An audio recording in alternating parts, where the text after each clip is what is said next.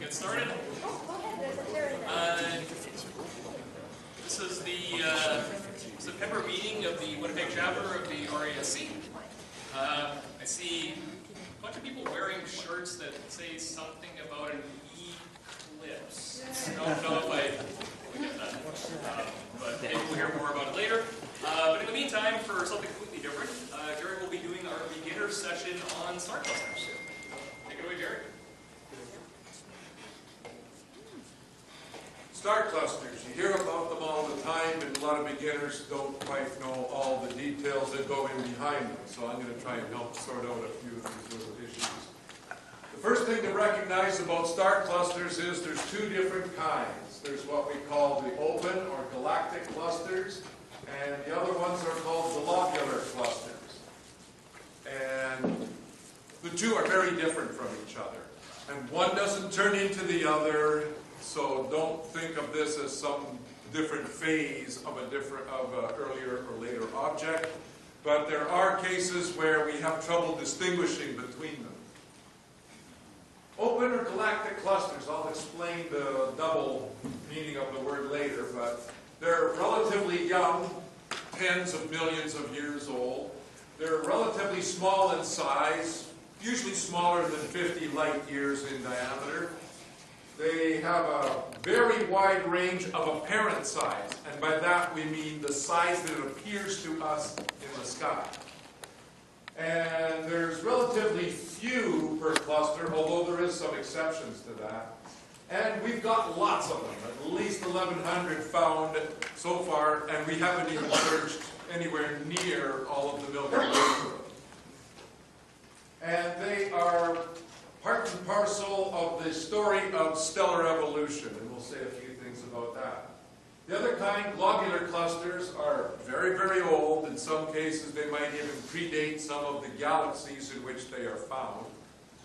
They are relatively large, on the order of several hundred light years at least in size. They look small to us because we don't have any that's very close to us. And they have an awful lot of stars. We'll talk about a few of that too. And there's not all that many known in our galaxy, although we do know about more in others. Open or galactic clusters. They're the result of stellar nurseries, those giant cold molecular clouds that come together to give birth to stars. And once the stars are born and their solar winds, stellar winds, blow off all the materials, then you can have a situation where it will clear away the dust and we will see a star cluster. The classic example of this being the Pleiades.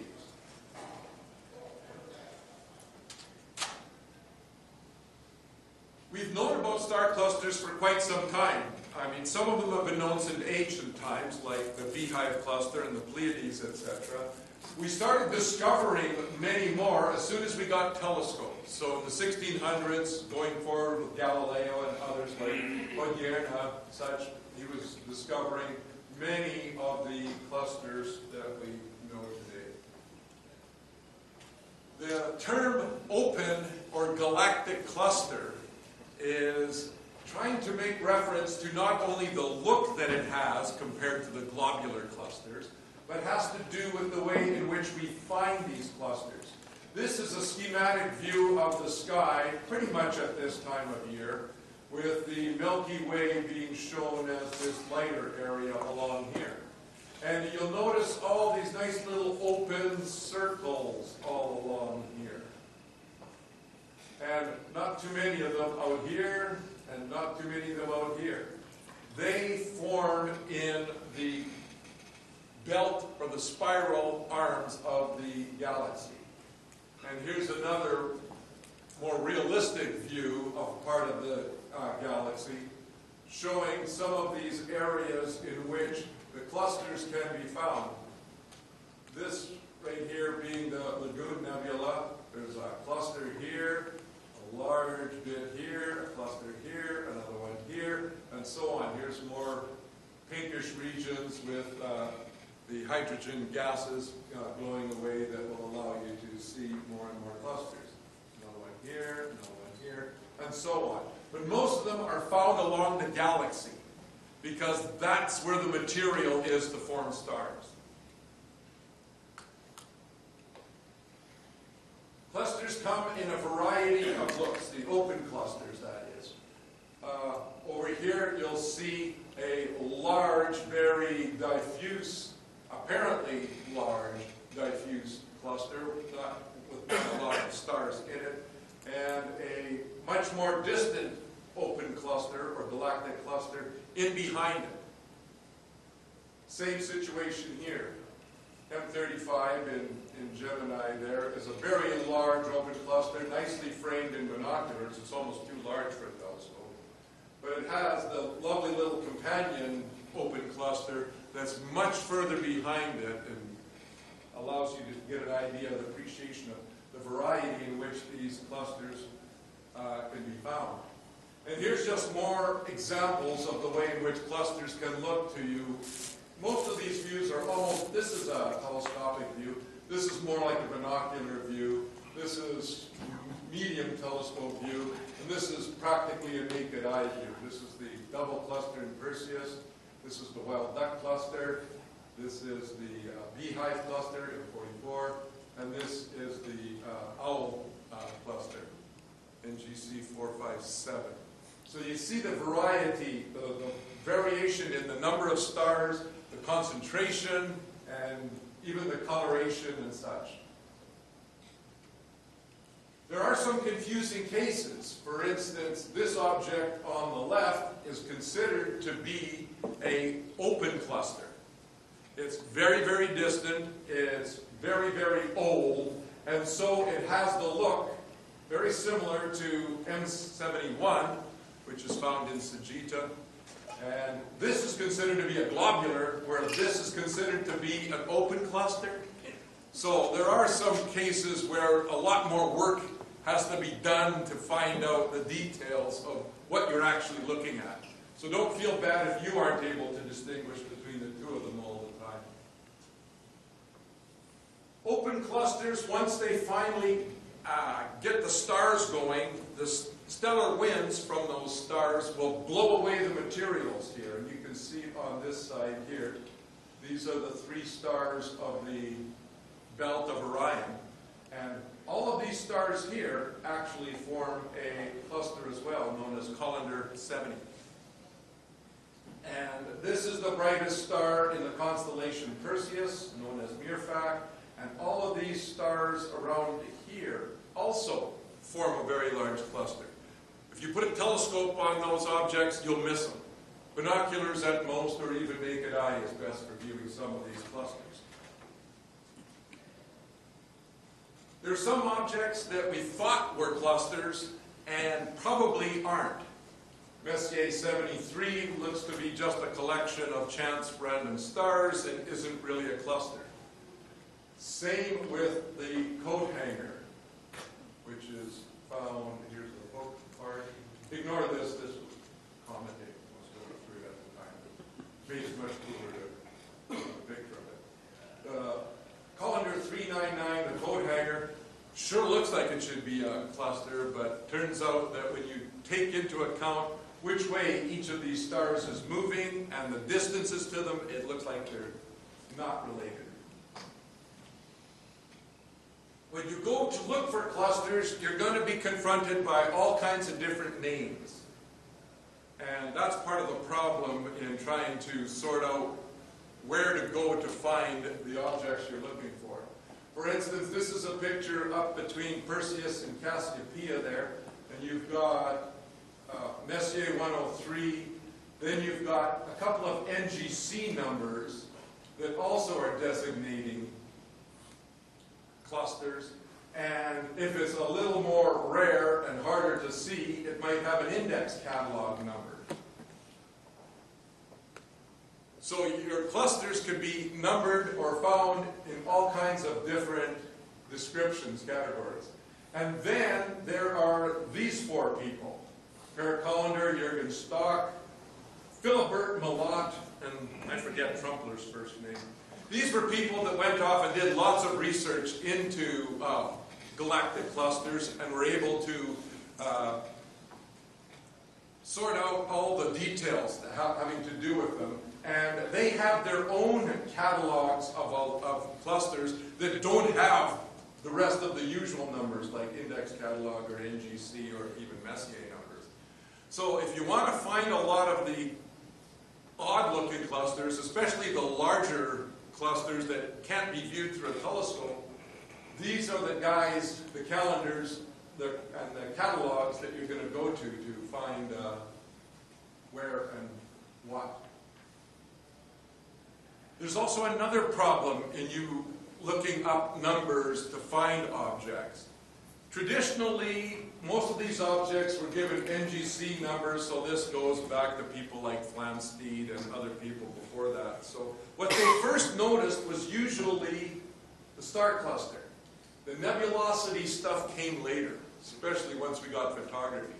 So in most instances, when you see an NGC number for this, it's probably referring to the cluster and not the nebula. So the nebula might have a separate NGC number. So you keep that in mind when you're trying to sort all that out. Because for instance, in the Lagoon Nebula, the very bright nebula that's naked eye visible in a really good sky, actually the designation M8 applies to the nebula and not the cluster in this case. That came second. So there's no even rules or regulations for which way these should be taken. Okay, open galactic clusters are the result of stellar nurseries, and we have the quintessential example of it here with the Great Nebula in Orion. Big, giant molecular dust clouds that have condensed in certain places to allow stars to be born. And now that some of the stars are squawking like a newborn baby, they are doing what newborn babies do, and they're driving everything away from it. Here's two views of the center of the nebula, and some of you might recognize the trapezium grouping of stars here. There's four main ones that are fairly easy to see with your telescope. There's another one here, and another one here, and that one is tough to see. But this fall, if you want an observing challenge, see if you can pick off the 6 stars of the trapezium. There's actually 3 more, but I don't think you're going to see those visually. Now, if you take a look at the gas that's in behind these stars, these powerful O and B type stars have driven away most of the gas material, allowing us to see them. But if you could look in infrared, you'd realize how large this stellar nursery really is. And sooner or later, these stars are going to start squawking loud enough and drive off all of this gas until we're left with a very pretty open cluster. And of course, sometimes the gas that's associated with a cluster, like everyone's seen pictures of the Pleiades with some of the gas material that's associated with it. But in this case, it's a bit of a cosmic trick on you. Because it turns out that the gas and dust around here actually has a different speed and direction than the cluster itself. So the gas and dust you see when you're looking at this cluster is not associated with this cluster. It just happens to be passing through it. So be aware that there's some complications to some of these cluster structures that can leave you a bit confused. Mention the Hyades because it's the closest cluster to us that's considered a cluster, and it serves as the basis for so much of not only the research into clusters, but it also is our base standard for comparing other clusters to it. So you might see references to stuff having to do with the Hyades when they're talking about other clusters. And if you need to get a nice illustration of the stages in which these clusters can be found, the part of the sky, the early winter sky with Taurus here, the Pleiades up here, and all of Orion over here, gives you a nice sampling of the different clusters. This, in all and around here, ignore the bright star Aldebaran. The rest of those stars here is the open cluster, the Hyades, our reference frame. Almost twice as far away is the Pleiades here. And you've got Colander 70 all surrounded in and around the stars of the belt. And you've got the stellar nursery, the youngest of the bunch, tucked right down in here. So in this part of the sky, you've got a whole panorama of the kinds of the early stages of stellar clusters. Now, you've seen all of this before, and I don't want to take a lot of time at it, but this is just the idea that when you plot magnitude against, and here you can choose whatever name you want. You can call it the spectral type, you can put temperature across here, or even color, and you get this diagram, which shows that stars plot in certain places and aren't found in others. There is a relationship between temperature, or color, or spectral type, and absolute magnitude, or in general, magnitude in general, that allows us to make this diagram that becomes incredibly useful for talking about stellar evolution, and becomes the key instrument for us to make use of open clusters, to make use of galactic clusters in our analysis of stars. For instance, because an open cluster is a group of stars that's pretty much at the same distance, it formed pretty much at the same time, and has fairly much the same chemical composition, it becomes a very useful study for us. And one of the things that happens is, because we now know about the way in which stars evolve over time, we can start using the graph of a cluster to help tell us the age of that cluster. And essentially what happens is, okay, these would be, just go back for a second. So the blue stars are found at this end, the red, cooler stars at this end. Brighter is at the top, dimmer is at the bottom. Okay? So, here's the blue stars here, the very hot, large stars. Their lives are the shortest. They're the ones that are going to head to be giant and supergiant stars first. So they start to migrate over to this part of the chart soonest. So this turnoff point, as it's called, this bend in the main sequence line, allows us to get a rough estimate of the age of a cluster. The older the cluster, the more stars that have turned off and are heading to becoming giants. So all we have to do is find a cluster, plot all of its stars, which is relatively simple to do, either color or spectral type, versus its magnitude, or in this case luminosity, and you'll get this, a graph of one of these kinds, and the more the bend, the older the cluster. So you can see the way in which we can start making use of that. And here is a diagram plotting two clusters more precisely than that schematic. And both of these are very old clusters. M67 in Cancer is one of the oldest clusters we know of. It's between 3.5 and 5 billion years. And NGC 188, which is up near Polaris, I think officially it's in the Cepheus side of the border, but it's so close to Polaris, I just always associate that with it. You can see it's in blue, and it's turned off even sooner than M67 has. So it's an even older cluster.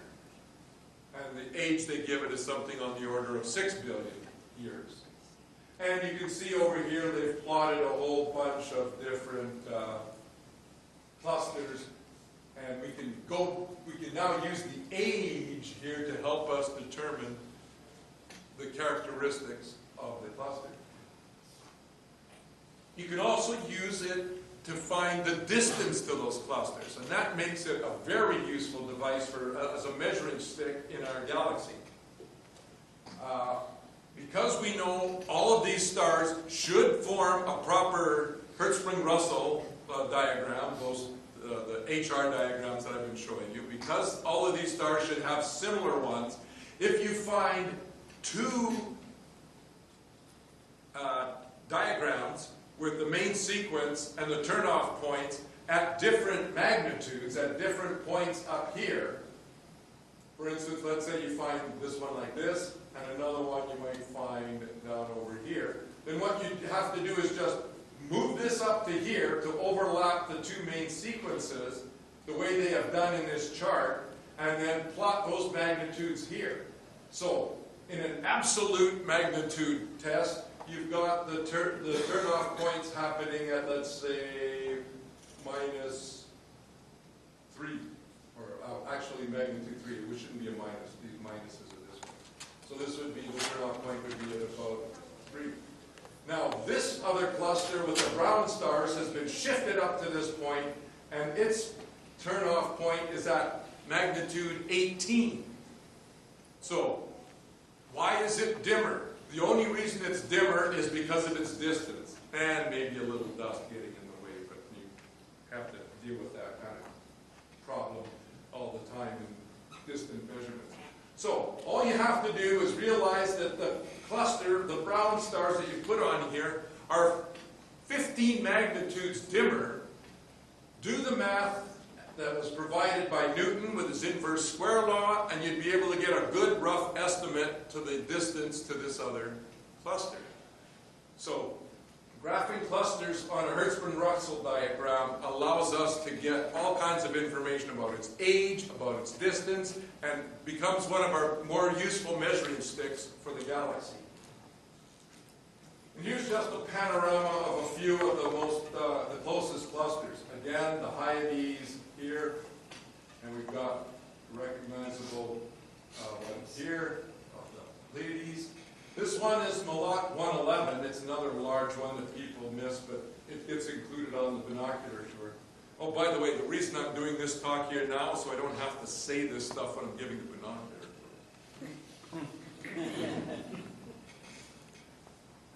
There are some open clusters that kind of go against the norm. Most of them have few stars in them, and they are found in the galactic plane.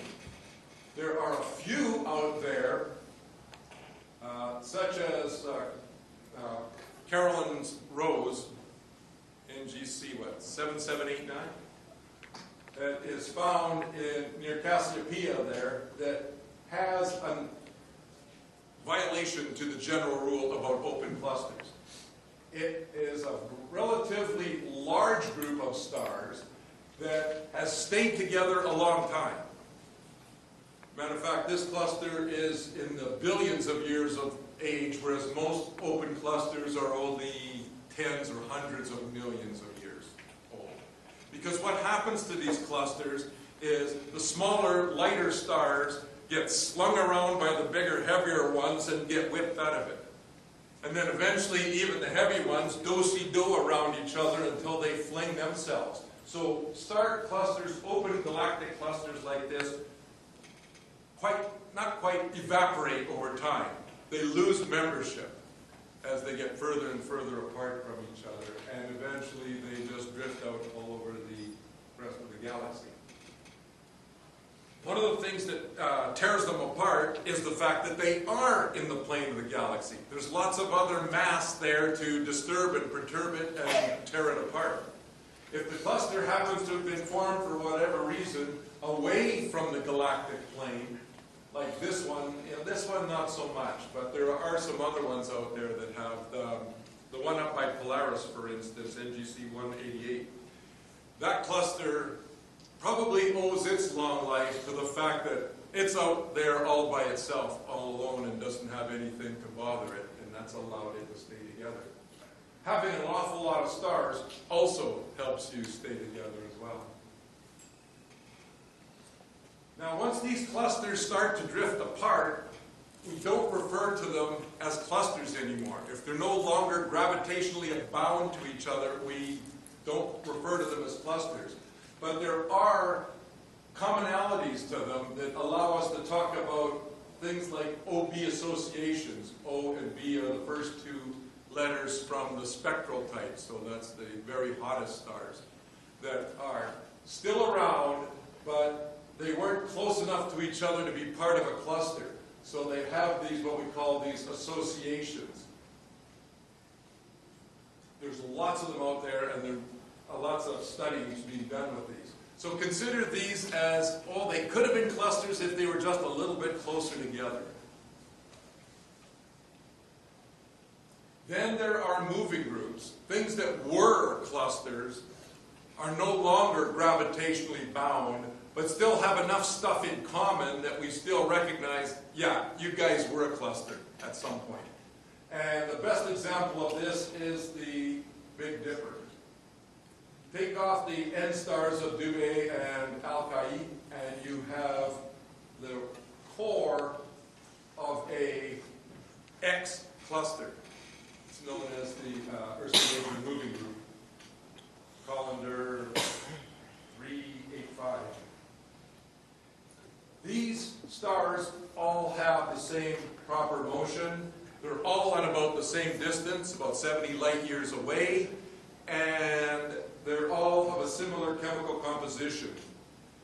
And during the binocular tour, I'll point out to you all the other, well, not all the other, but a lot of the other members of the Ursa Major Moving Group.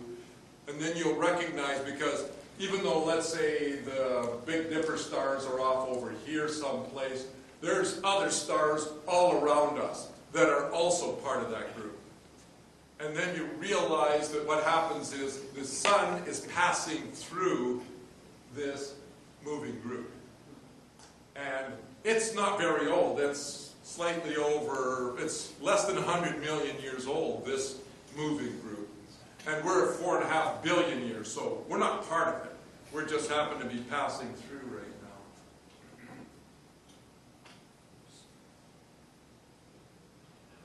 Globular clusters.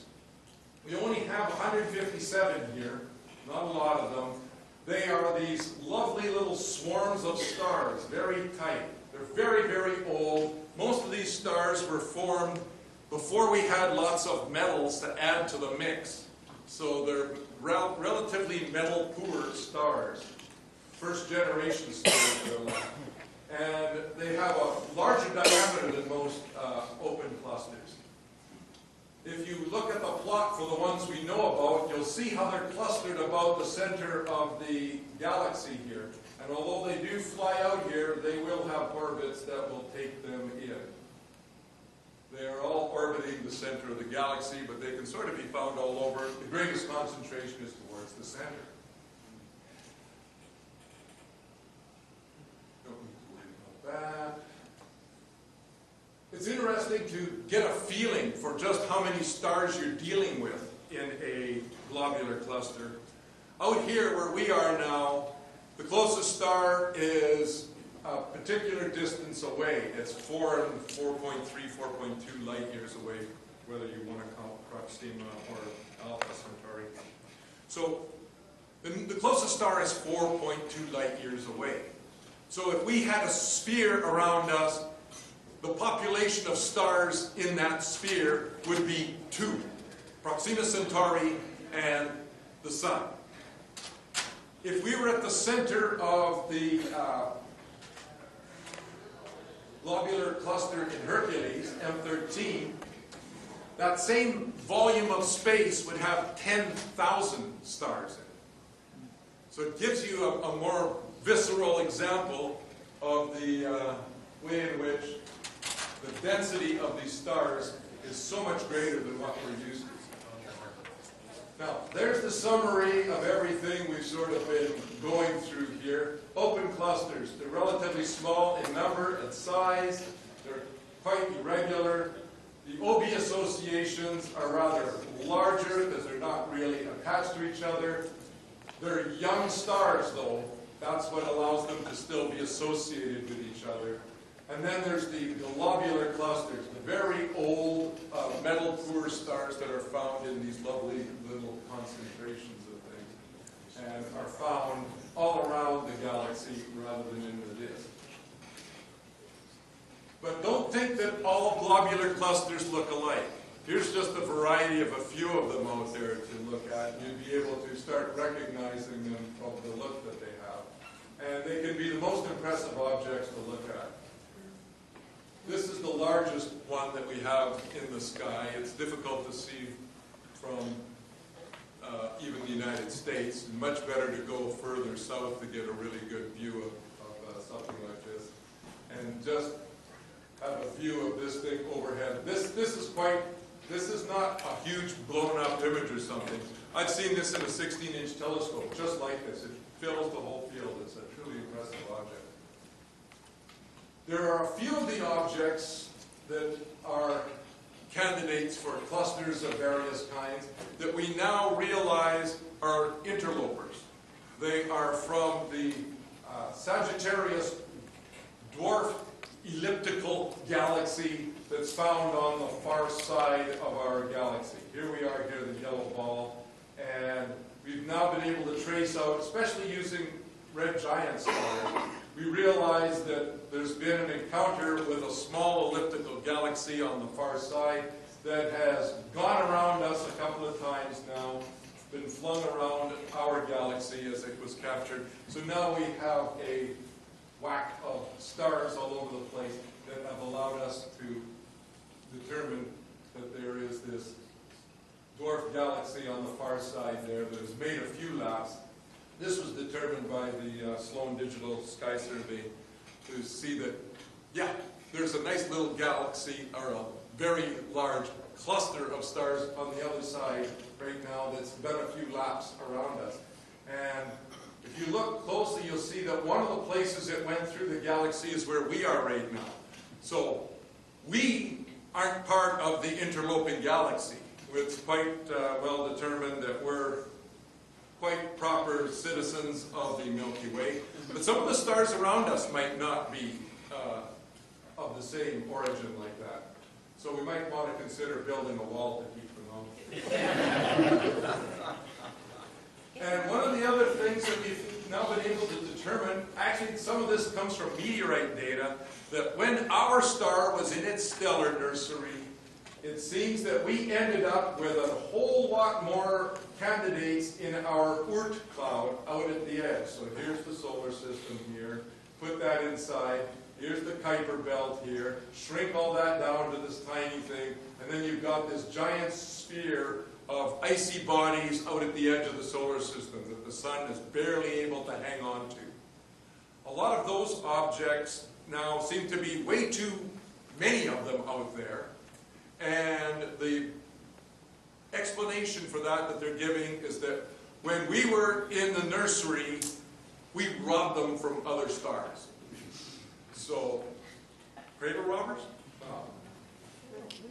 Anyways, here's a nice little picture of the jewel box, another beautiful open cluster that you don't get to see from this hemisphere. And with that, we will call it a day for clusters.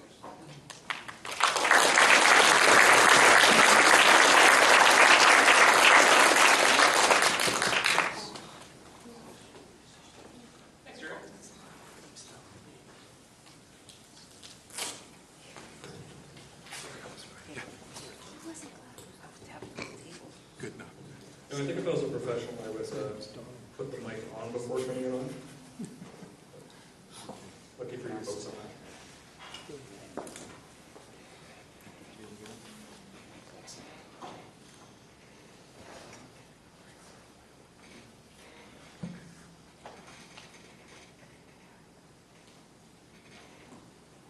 Okay, good evening. If I was a professional, I would understand the concept of feedback. Yeah, good evening. So tonight, we've got a pretty interesting and different program, particularly for the feature presentation. So we'll see how it goes. I have really high hopes because the content is looking mighty interesting. So, but to start things off, Jerry had just done the beginner session on star clusters. I would highly recommend coming out to Spruce Woods for the star party. You will get part 2 of that open cluster discussion and a whole bunch more. I'll go over some announcements. Brian will be doing what's up in the night sky. Ian will be doing what's new. We'll have a short-ish refreshment break. And then we'll be getting to our feature presentation, Tales from the Eclipse, in in which I have solicited the help of many people. So, to get into announcements, a few of us, Jerry, Matthew, Sylvia, and myself went to a little festival up in Toulon. I was actually contacted by a coworker about this, and they were asking for, it's a wellness festival, they do yoga and meditation, and they have inspirational talks and stuff like that, right? And they wanted to know if somebody can come out and do some stargazing. So I said, yeah, sure, why not? Let's blow some minds, right? So we went out there. We had really excellent skies. They've got a pretty good clear open spot there. Yeah, we had, I don't know, probably about like 30, 40 people out, and it was a good time. So anyway, the good news is though that they've actually also offered that space to the club, and have basically said, if you guys ever want to go, come up here and just throw some tents down and throw some telescopes up, you're welcome. Just give us a heads up kind of thing. So we don't have to crash in Jerry's backyard anymore. So, but yeah, I think we're going to try, and it was a pretty impromptu thing this year. So I think next year we'll try and do that a little bit more formal. We've also got Okanagan Marsh. They're starting up their astronomy nights again. The next one is on the 21st from 8 to 10. I think they're still getting some pretty good turnout for those. And yeah, so there's a $10 entry fee, but it's actually waived for us if we come and help with some telescopes. So if you want to help out, feel free to come talk to me. Jerry, I don't know if you make a good contact for that? Not this month. Not this month? Okay. Well, it's a bit of a conflict. Too many conflicts. Yeah, Jerry's too busy. Surprise. But if you want to help out, maybe just shoot me a message or just let me know, or you can just reach out to Jacques with Okanagan, just to give him a heads up that you're coming out. But they run it anyway, and they really appreciate whenever we can make it out there. As discussed, the Spruce Woods Star Party is coming up. Runs from September 21st to the 24th. This is the event of the year. This is the thing, and I mean, excluding the eclipse that just happened. Sorry, Sylvia. I mean, hard to compare. But seriously, this is like, just like the eclipse is like right up here, and the Spruce Woods Star Party is like right there. It's a great time. A friend of mine, when I was describing to them, they basically said, "Oh, hey, it's like folk fest for nerds," and yeah, and it's wonderful. Like we basically sit down, we throw our tents up. People have campers, and stuff like that, and we throw a bunch of telescopes up, and we spend the night observing. We spend the days drinking beer, going on hikes. I don't know when we sleep exactly. If it's cloudy, we're up usually around the campfire, drinking, playing guitar, singing songs, that sort of thing. It's a blast. I really recommend coming out, even though you missed the early bird registration. I still recommend coming out. It's $20. Do it, or 20 extra bucks. I think it's 50 for the whole weekend plus the extra 20 now, so it's $70 for the whole weekend. Totally worth it. Highly recommend it. So that's my pitch. Telescope loans. This is the PST. We have other telescopes in circulation as well. If you are a member and you would like to borrow a telescope, see Stan run. She's hanging around somewhere. Back here. Oh, hey, there it is. Sorry, Stan. I should have been able to see the glow coming off of your.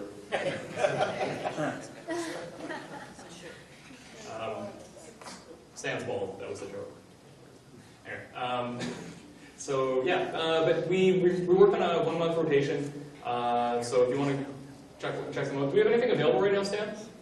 Pardon me? Do we have anything available? No. Okay. So get your name in early. But seriously, go talk to them if you'd like to borrow a telescope.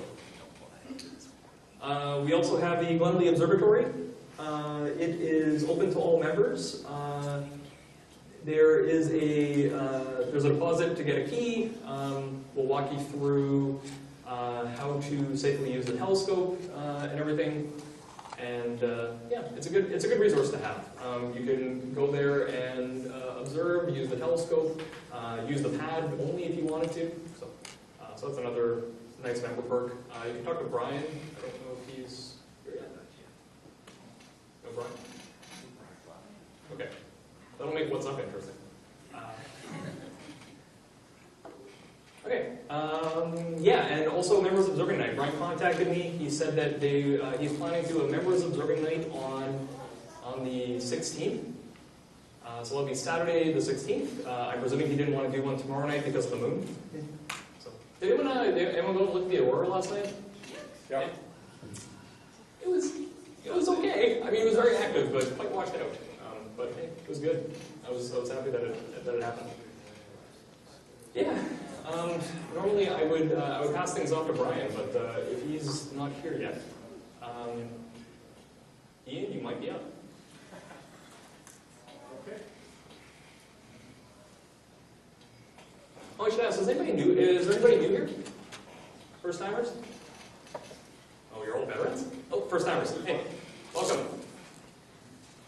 And if anybody has any questions about the Star Party, which is happening on the 21st, please approach us during the coffee break. We can give you more information about it if you need anything. Wonderful. There you go. Excellent.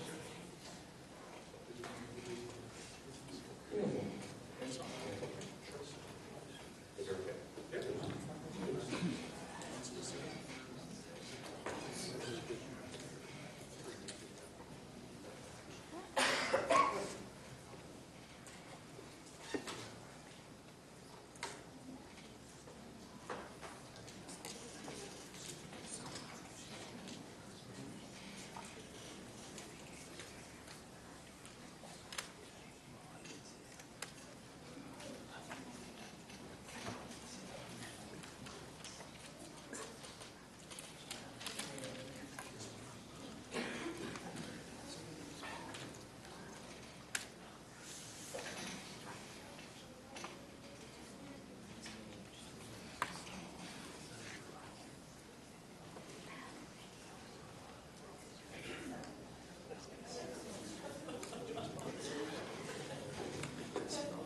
Apparently my mom.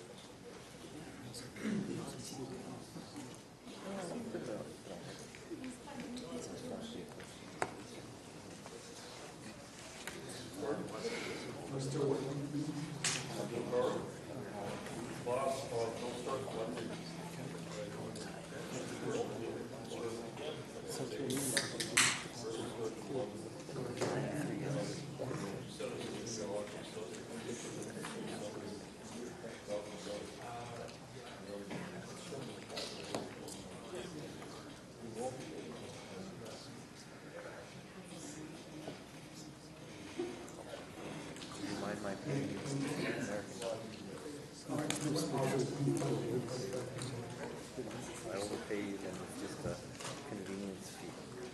It's very convenient to go see.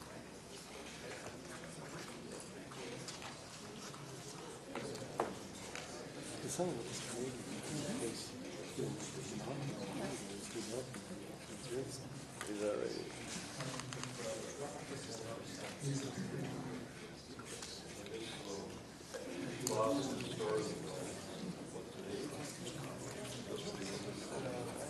It's hunting for you again. Like not warm guy, you know?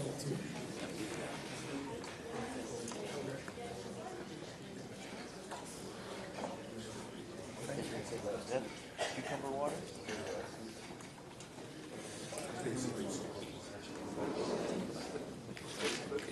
Still in this one.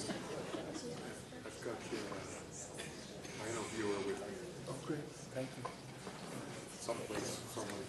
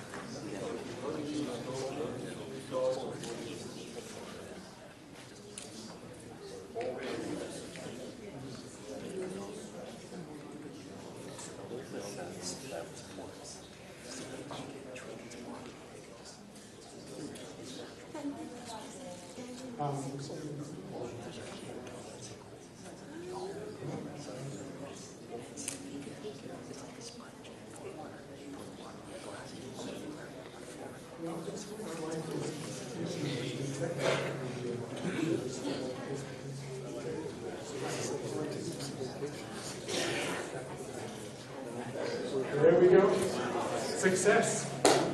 This is going to be well worth the wait, right? Time's up. All right. He's a showman. I have some short snappers for you today. All right.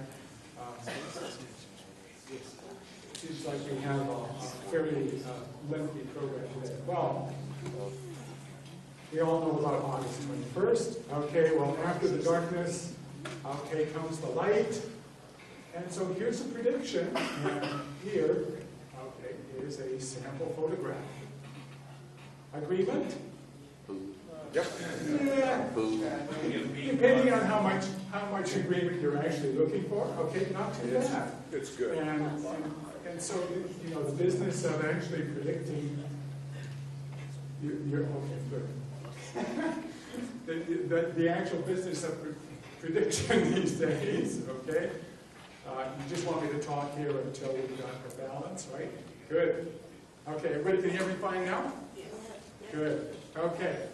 So the business of prediction, okay, is getting better and better, at least I've been informed.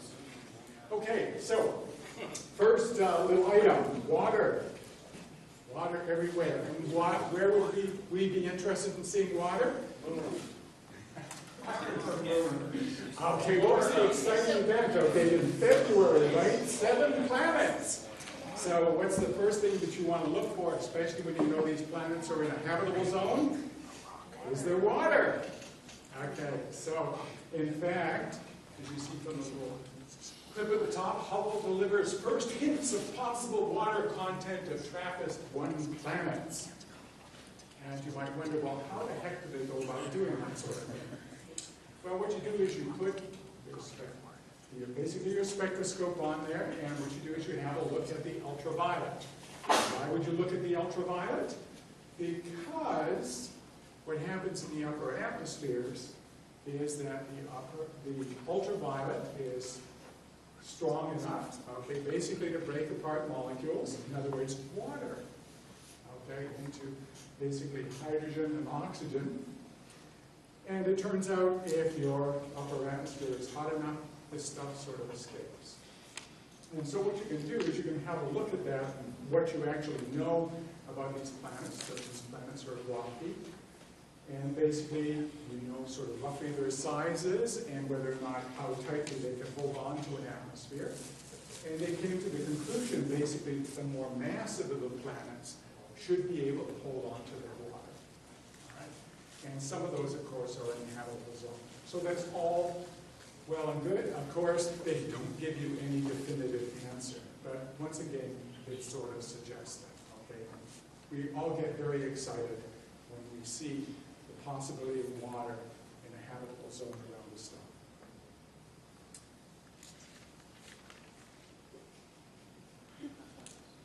Puzzlement?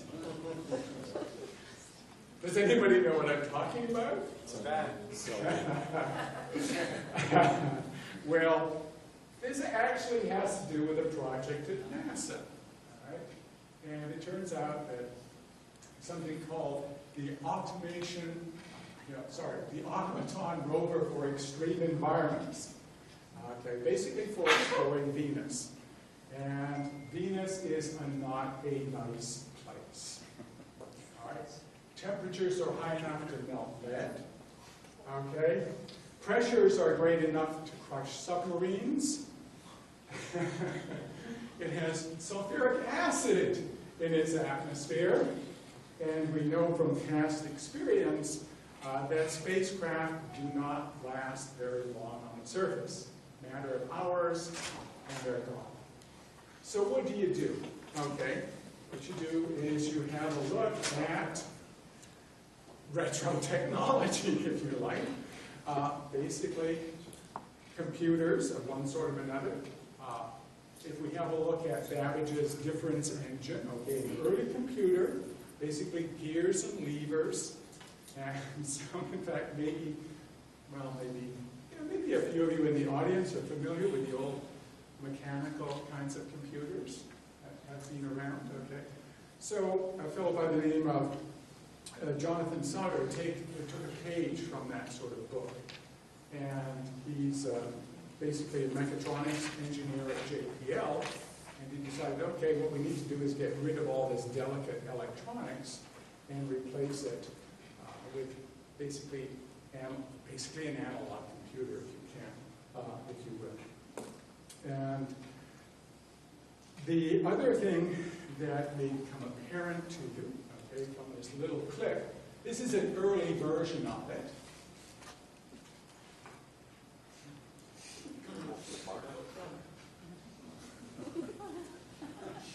So basically what you're doing is you're making use of, the temperature differences, the winds that are on the surface to power this thing. And it's now basically in the second stage of funding, where you go for something maybe a little bit more robust. And so this is the advanced concepts that you see. Next little short item. What would we be interested in seeing directly that we haven't seen much of before? The actual surfaces of stars. Okay, so we now have the technology. That's a pretty good image, right? You must remember what the early images of the sun looked like. They were actually much better than this. But here we have an image of Antares. It has a mass of about 12 solar masses. It's large, 1,400 solar radii, so it extends well out into our solar system. We would put it where the sun is. So this thing's big. It's actually relatively close, 170 parsecs away. And so this is the first map of motion of material on the star. Okay, so this is a cool, red supergiant. And this is, if you like, we expect this thing to become a supernova. And there's a number of issues, okay, in the study of the early life of, if you like, pre-supernova stage, is how we get rid of some of the mass. And so what the people did at the European Southern Observatory is they basically mapped the motions here in the infrared. So this is an infrared observations. And this is basically a Doppler map. All right, so red means stuff is coming towards you. Blue stuff means, let's see, I got that wrong, right? Yes. Yes, red moving away, blue moving towards me. You were testing us. Well, it's nice to be corrected occasionally, right? Especially when I get a little bit ahead of myself. And the black areas there is where there's no data. All right, and that's probably just because of the way the actual map was made. But the really interesting thing about this is that you'll notice that it's really sort of clumpy around there. And in fact, some of the velocities are high enough to actually escape the surface of the star. So the current understanding has changed from what it was before, that the star is actually losing clumps of material while this stuff just sort of streams out. Well, what sort of technology do you actually need in order to do this? Well, you need to sit on a high mountain top, basically in an extreme desert, right, and have some telescopes at your disposal, okay, that you basically can change their configuration and basically use it as an instrument. This means then that you can see fine detail. And various configurations of the larger telescopes and the auxiliary telescopes allow you to perform these kinds of operations. I'm still waiting for the names of the 4 big unit telescopes. Antu, Melipal, Yepin, and Kyogen. And translations, please. Not everybody speaks, what is it? Mapuche, is it?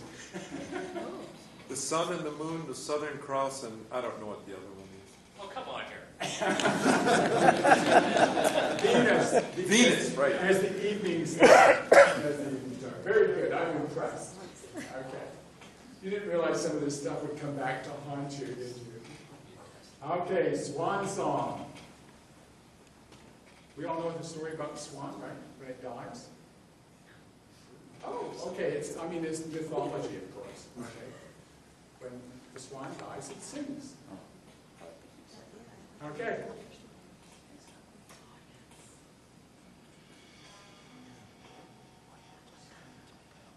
Another exploration, if you like, of data into sound by System Sounds.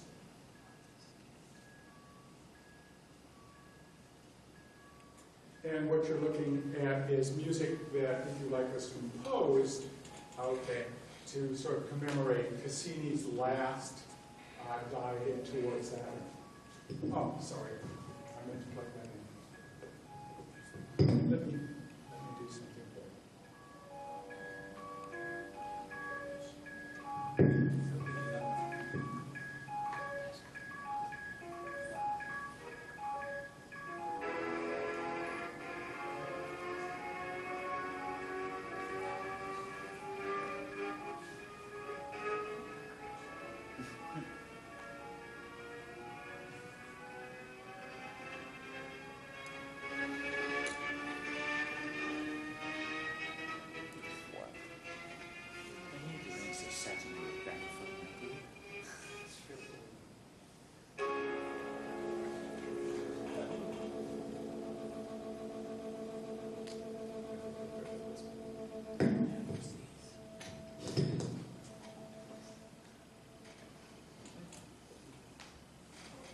So we're having a look at basically an exercise in sonification, conversion of data into sound, so that one can sort of recognize patterns in the data, if you will.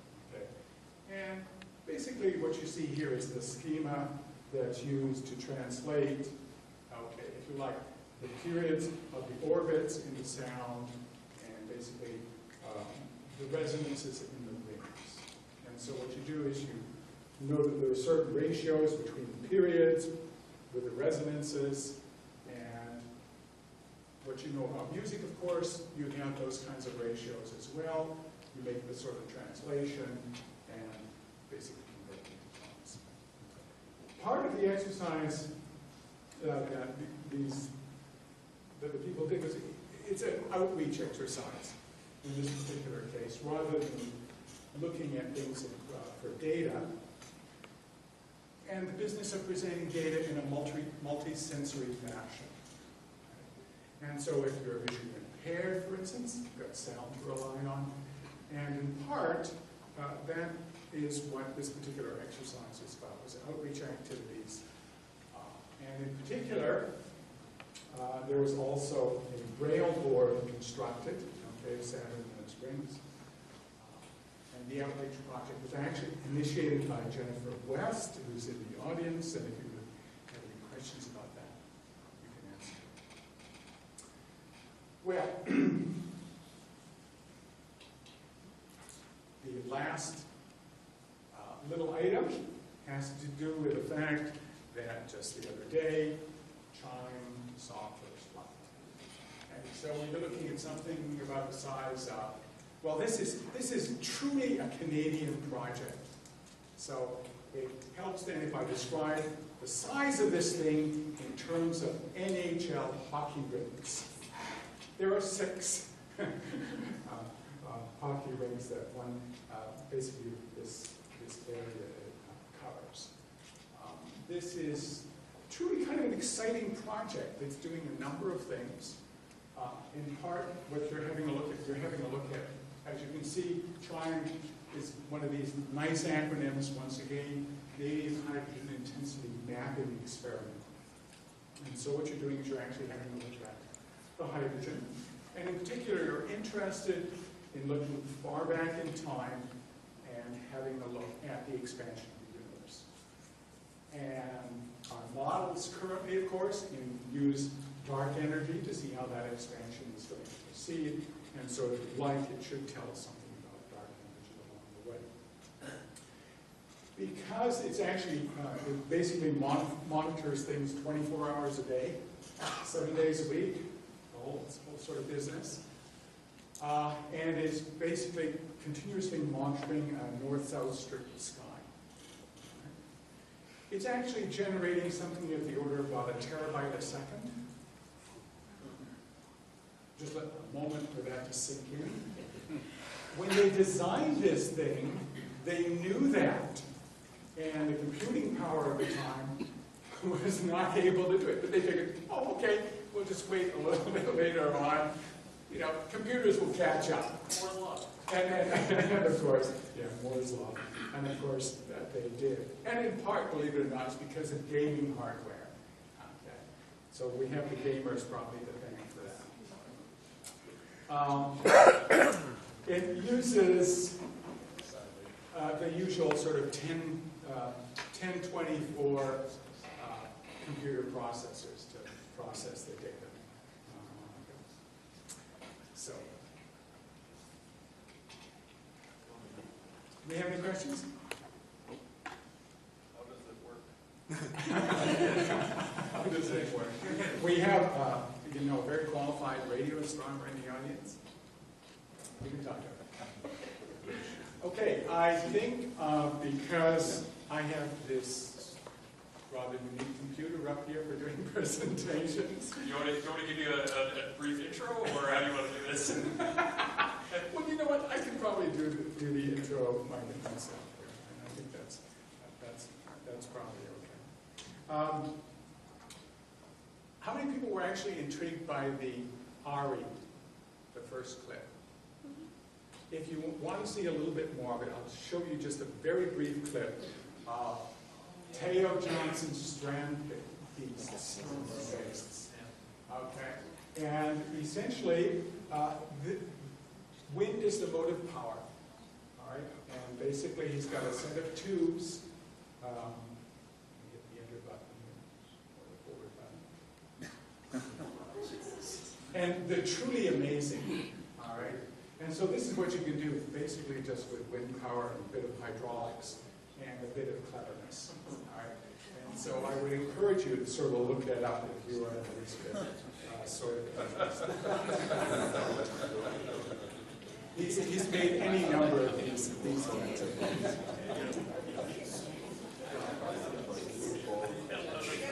His aim is to construct a lot of these different things and just let them be on the beach and see, you know. They actually have he's built some that have ways of detecting water.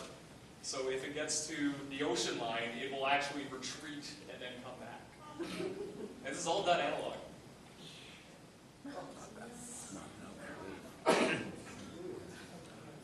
So who knows what you know the people on Venus are going to if they actually had one of these things wandering around. Okay.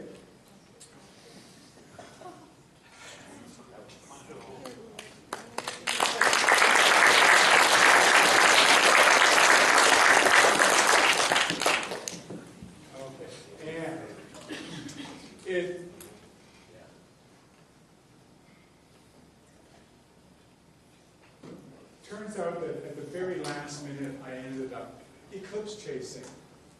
All right, and what happened was that Curtis Christie posted a note on the list, and he said, "Is there anybody going down at the last minute?" I said, "I was thinking of it," and before you know it, I was committed, and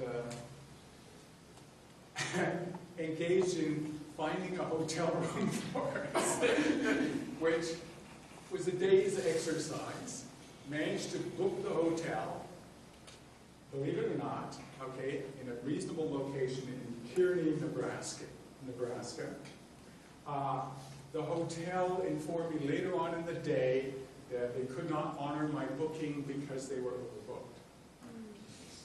But fortunately, I had booked through Hotels.com, and they would honor the booking. And sure enough, they found us a hotel. Not far from the original one, at the same price, the same ridiculous price. Okay, so it turns out also that a little bit later on, we were joined by Jennifer, Sydney, and Anna, who were on their way west. They come by Lincoln, and the weather prospects round about there, and the vicinity were not looking good, so she was headed westwards, and that's, well, let's get on with the story. So here we go. Madcap dash of Curtis and Ian. Okay, 12 hours on Sunday, August the 20th. Okay, we were joined by Jennifer and Sydney and Anna. We're having a look at the weather. The weather was not great, so it looked like in the morning we should probably be heading a little further west, and we did that, and we found the site.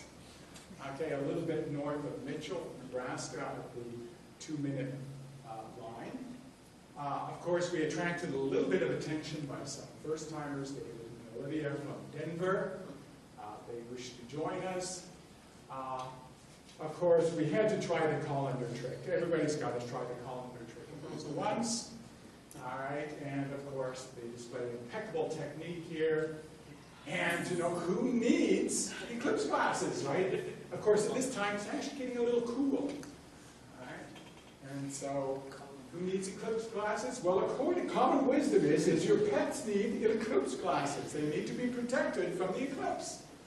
And so here is Sydney wearing his eclipse glasses, and of course he's much too smart, okay, to be wearing eclipse glasses. All right, so here we are set up. It turns out we arrived just a little up. Well, I guess about, let's see, round about the start of first contact or a little bit earlier on. Scattered around us, okay, in the fields were these wild sunflowers, and they, of course, make a great picture. There's Ian doing his usual thing, pointing things out. I was with a group of newbies, all right? And so that was quite an interesting experience for me. Curtis was determined that he was going to capture the eclipse with his camera, and so... And I think he was actually reasonably happy with his attempt here. He'd seen a total solar eclipse here in Winnipeg when he was 5 years old. Amazing! You know, just after totality, there's a stream of traffic. Where are you going? Okay? And so, anyways, I think that speaks for itself.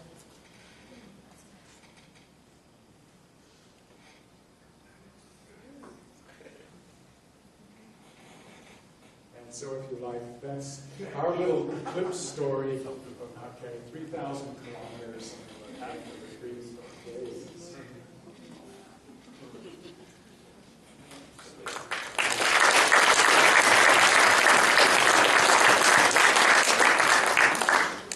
Thanks very much, Ian. That was excellent.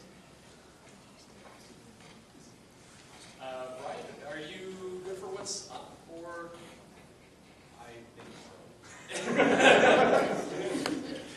We don't have to.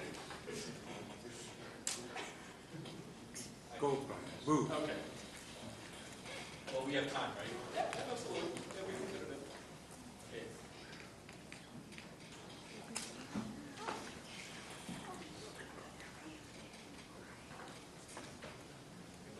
Oh, yes.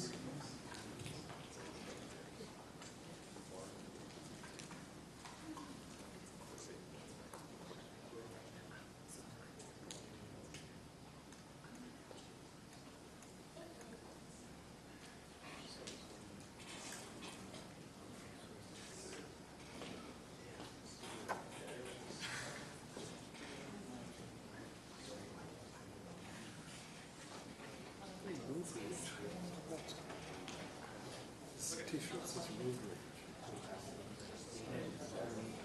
Oh, Okay. So, I think what we're going to do is, we're going to do refreshment break a little bit early. And then we'll come back at 8:45. And we'll see what we have. Because I don't quite know yet.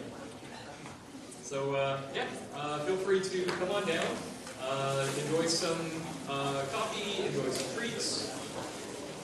Make some up. So Ryan came through. We're going to get a what's up after all, and then we'll jump into our feature presentation. So take it away, Ryan. Yep. All right. So this is what's up for September. Okay. So basically, Mercury Goods for me is working from. It's going to become a morning planet again. I'll explain that more. I got some pictures. It's going to be in conjunction with Mars on the 16th. Sorry, Dragon Boat race today. All right, so basically it's going to emerge from the sun. Venus is still going to be pretty much dominant for the morning. It's going to make a close pass to Regulus on the 19th to the 20th. Mars is still pretty far away, but I can't wait till 2018, I believe, when it comes. Is it 18 arcs, is it? Or something like that, to be across? But it's going to be pretty low in the sky. Jupiter, well, it's pretty much gone. Right? It's going to set pretty early in the evening, so I not be able to see it. For the most part, yes, you can. We did manage to catch some of it at the Sprucewood public event. I think that was Trevor that had a good chance of seeing it. Saturn, still pretty good seeing, but it's going to set before midnight. And I love Saturn. Saturn's one of my favorite planets because of the rings. And right now, the rings are at pretty much at 26.7 degrees tilt. So now's a good time, but it's fading fast, so have a look at it. Now, let's talk about in relation to all the planets together.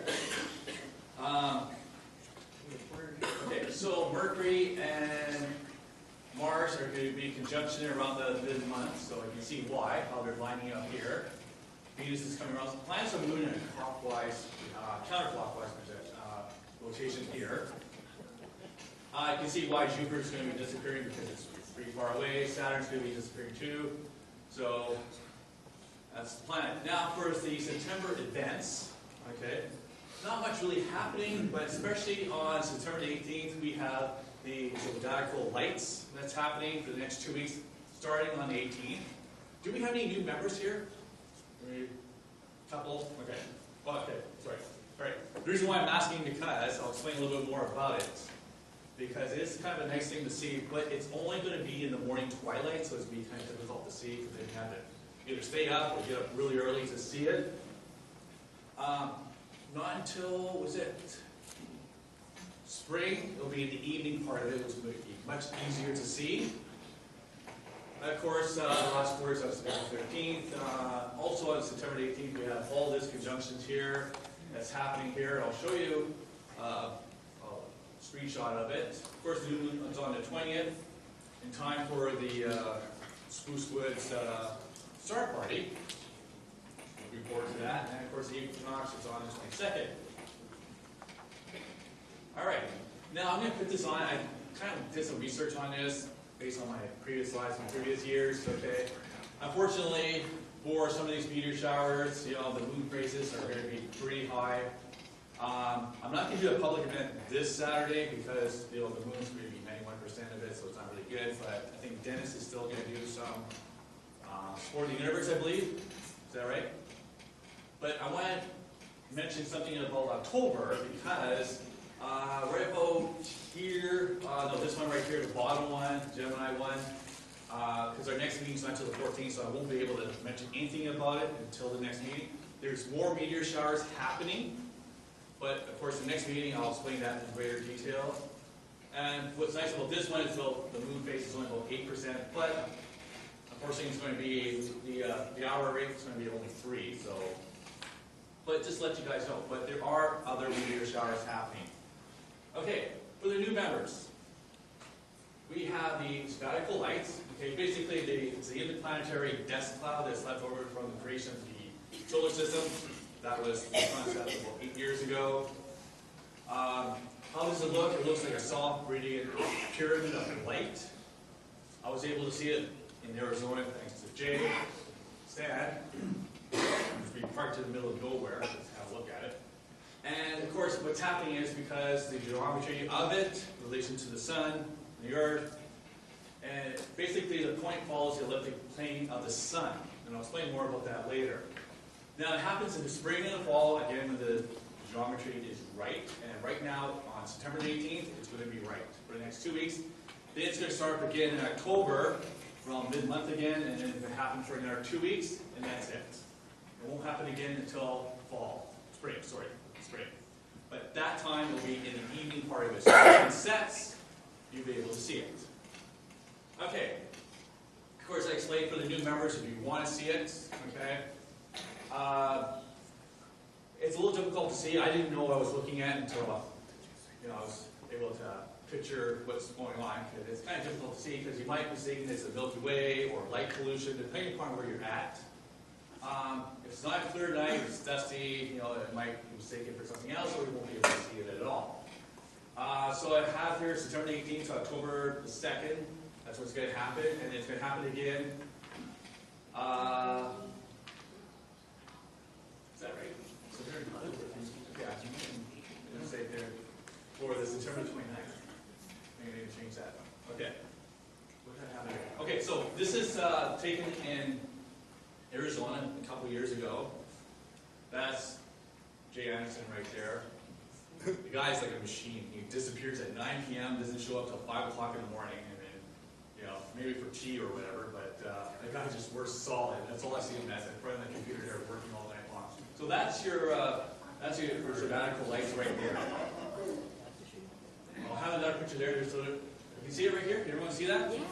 So that's the sabbatical lights. That's with my better camera, the 10-6D. It's a better picture than the key one. So you get the idea of what it's supposed to look like. Of course, it's at an angle because it's on that sky tracker there, so that's why it's at an angle. And so that's going to happen. You should be able to see it. That's great. If you don't see it, don't worry about it, because even the more experienced astronomers have never seen it before. So if you don't worry about it. Probably better to see it in the fall, because it's going to happen right after sunset, and it'll be a better time when everyone's going to be probably more awake. All right, so I kind of mentioned this. On September 18th, this is what's happening. So we've got the crescent moon here, and we should have Mars, Mercury, and Venus here. So that's what's happening around 6 o'clock in the morning on September 18th. So that's something to look for, I would say. I checked September the 16th where it's at. So, because that's on a Monday, and I'll be working, so I won't be able to see it. Or unless I say it all back. But if you're doing it Saturday, the moon would be way up here, so I don't know if I have that. Yeah, I do have it here. So on September the 16th, not too bad. But this is where the conjunction of Mercury and Venus is going to cross. Right about here. You can see they're pretty close together. That's Venus, and that's your crescent moon. All right, so that's something worth seeing. I've never seen Mercury before, but it would be interesting to see it. And I think that's it.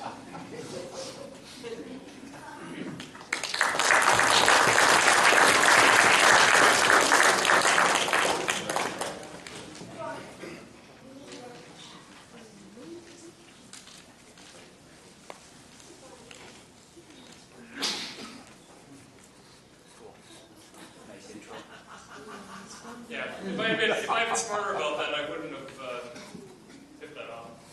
Okay, can everyone hear me through this mic? Okay, great. Okay, so tonight we're doing something very different. It's already been spoiled, but we're doing Tales from the Eclipse.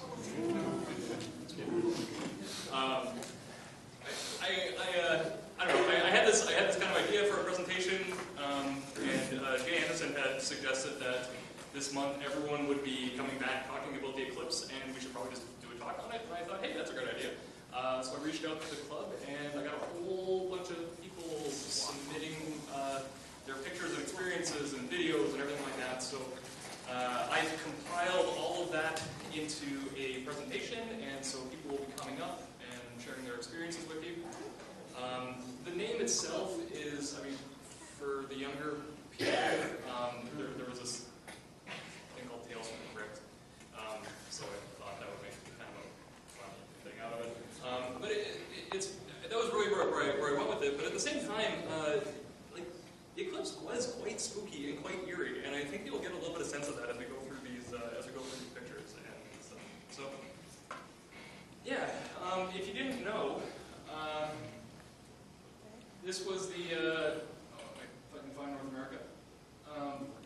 cliff. So if you look carefully there, you can actually see the shadow passing over it. Right? So that's the moon shadow passing right over the path. Right? That is what many of us drove long distances. I don't even want to know what the total kilometer distance of this club was passing on. Racked up the mileage on our vehicles, I'm sure. So, our presenters from west to east. So Bill Grosny was in Rexburg, Idaho. Dennis Lyons was in Casper, Wyoming. We have Brian and Kevin in Douglas, Wyoming. Ian, who graciously presented early, so we didn't have to worry about technical hurdles. He was in Mitchell, Nebraska with Jeff. And Stan Rund was made his way out to Alliance. I was in effectively nowhere, Nebraska.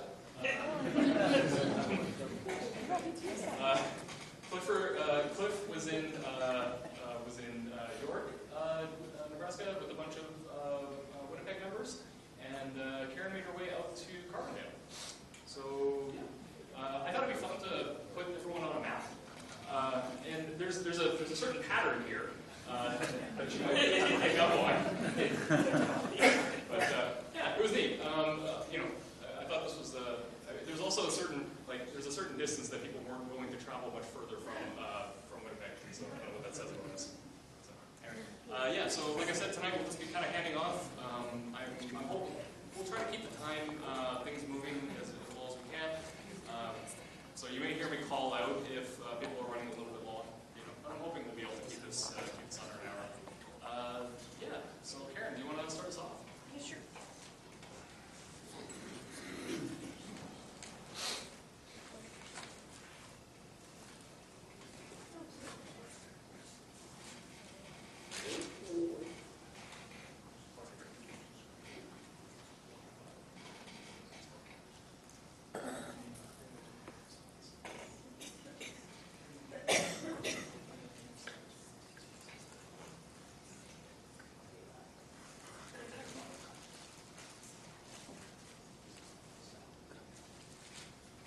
Okay. My objective in this trip was to try to do it pretty well on public transportation by myself, using just a carry-on and a messenger bag. And I actually succeeded. I might not have gotten the optimal spot like everybody going up to Nebraska, but I did have a lot of fun doing it. First thing I did was I flew into Chicago, and then I had to take a train down from Chicago to Carbondale. And this is us arriving at Carbondale. So this was on the Sunday afternoon around 2 o'clock-ish. And there's our trusty conductor there.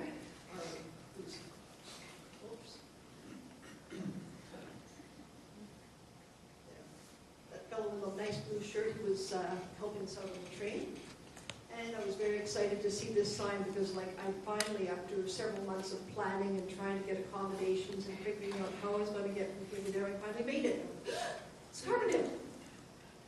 And you can see that the town was pretty well right into it. They had banners all over the place. They had a beer garden going. They had a lot of like tourist trap things happening.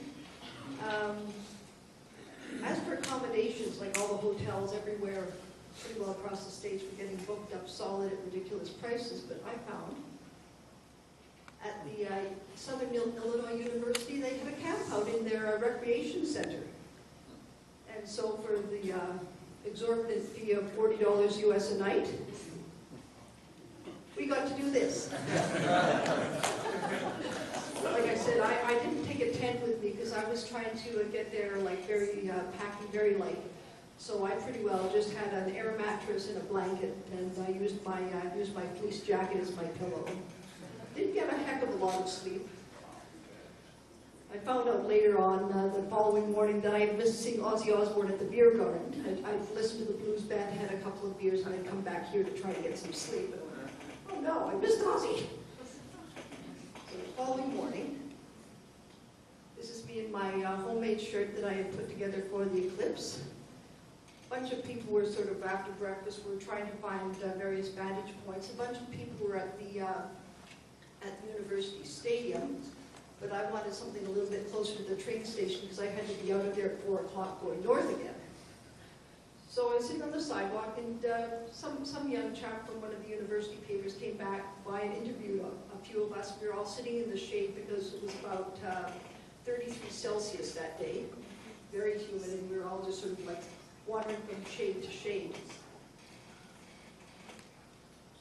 This is the first of the pictures I took. This is through a piece of, just with a point and click, through a piece of number 14 welder's glass, the same piece of glass that I had back on February 26, 79 here in Winnipeg. I managed to keep it all those years. I just had a cheap little Canon, like, aim it and point it and hopefully something will come out. And I hadn't got a picture of first contact, but in our little group, just south of the train station, I was the person who actually spotted first contact. Went, look, it started. And everybody put on the glasses, looked up, and, oh yeah. And then you can see that the light as it's during the partial phase, it was kind of weird. Again, this is through the welder's glass. Fortunately, I don't have any more photos. I'll just tell you a bit about the totality. We had some less than optimal weather. There were some clouds wandering in and out. You can see a few of them here. And the sun and the moon were playing hide and seek with us. So we were all panicking and just sort of like trying to wish the clouds away. And when you could see everything getting darker and the light getting strange and yellow and getting closer and closer, and everybody's watching their watches and watching the sky and watching the damn clouds. And finally you could see it sweeping in. The sun and the moon were behind the clouds when totality hit. All of a sudden we had twilight on all 4 sides of us. There were some very, very confused crows. So there's some cannon went off to, I guess, to signal the beginning of totality. You could hear a cheer from like a mile down the road at the stadium. And there was some fireworks got let off from something over to the southeast. And before I invented this, I guess probably about a bit into it, and I was like, oh no. Then finally it broke through the clouds. I was able to see the corona. There was just a little patch, a little opening in the clouds, just enough to see it. And at that point, I just started jumping up and down maniacally and like, oh yes. You know, just making like noises and other strange things. That was actually after the eclipse was over. It was really, really hot out. And pretty well I retreated to the train station because the train was going to be coming in a couple of hours and it was air conditioned in there. Peeked out a few more times, took a couple more glimpses of the retreating partial phase, and then got back on the train, went back to Chicago, and spent the next 2 days going through the museums. The end. Oh, one more thing.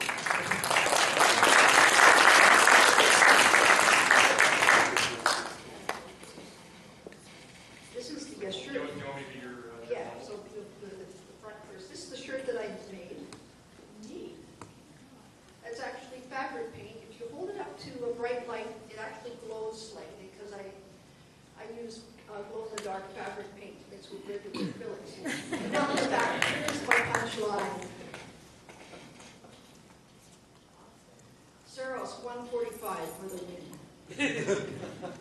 Thanks, Karen. Thank you.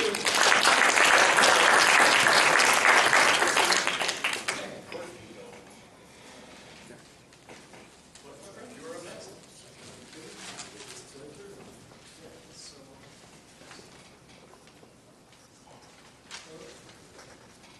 Right, so I was in York, Nebraska, with many other members of the RASC. You might wonder how we picked York, Nebraska. It's apparently the first stop in the traditional migration path of astronomers going down to Sky Village, Arizona. So Ed Rashford had booked his hotel about a year before and told everybody else about York, Nebraska. So we thought a good place to go, and there was also a field behind the hotel, which was the place where the people who go down to Arizona would stop for the first stage of the trip. So this was the field, and this is the field behind the hotel. some of us could not stay at that hotel, but nevertheless, we set up here. Now, the night before, we were having dinner, everybody sitting around the table, discussing the weather, naturally, which was on everybody's mind, of course, and we knew that there was a good chance that it was going to be cloudy eclipse. So we thought about it. It was supposed to be a 5-hour drive west to Wyoming, and we decided we were going to take our chances in York and see how everything turned out. So we started to set up, and here everybody is getting their stuff ready. The controls have got me slightly flummoxed here, but anyway, this was not any of ours. This was stuff that had been left in the field. This was one of the other people who was staying in the hotel, one of their trailers. So we got set up, and everybody was, I got pictures of people here, some of whom you will probably recognize, setting up in the field. And it was a cornfield. There was corn right behind us here. That was one of the things that I think was as impressive to me as the eclipse, was how much corn there is in South Dakota and Nebraska. And if you wonder where cornflakes come from, I mean, it was unbelievable. Every field seemed to go on for miles with corn. So here are Mike and Tammy setting up. And you can see a variety of different equipment that everybody has. Mike has his Takahashi here, and this is me with the Coronado, and here's Ron. He's got his setup with Let himself go. solar filter. I'm trying to get out this cough forever. Now, Johnny had some glasses, and here's Chris and Alicia with the glasses on. So everybody's set up. I'll show you the pictures because there's, you'll recognize everybody. And so I had this picture taken because of the fact that the corn looks like it's about 4 feet tall when you're far away from it. But I was standing right next to the corn. The stuff is about 8 feet in height. I was beginning to sweat, thinking that we would miss totality because it was the cloud banks were rolling in. What is that? Ed actually got in his car and drove through a tarp over his telescope, said, "Cover up my scope if it rains," and took off to see if he could get past the cloud bank, which he couldn't, and came back. So there we were. And I'll just go through this, showing all the people looking. Actually, there was one thing that I forgot to mention, and that was at the beginning, of course, Tim. Actually, I've got a slide missing. Okay. Anyway, that's why I forgot to say. Anyway, so what happened was we saw first contact beautifully, and after first contact, clouds started to roll in, but we were still able to see quite well. And through my Coronado, I was seeing beautiful views of the eclipse as things progressed. And right at totality, we started to have a little bit of cloud cover, and missed the diamond ring on the way in. We were able to see the corona quite nicely, and we were able to see the diamond ring on the way out. And then we saw the rest of the eclipse quite clearly. That was when everything really cleared up, and we could see quite nicely. It was a tremendous experience. Birds flew into the cornfield right at totality. It was something I'm glad I didn't miss, and we got a very good look at the eclipse. Not quite as good as I hear people did farther out west, but it was still quite an experience. So I'm very glad that I listened to Jay and Wynn, and it was actually it was great. So thank you very much.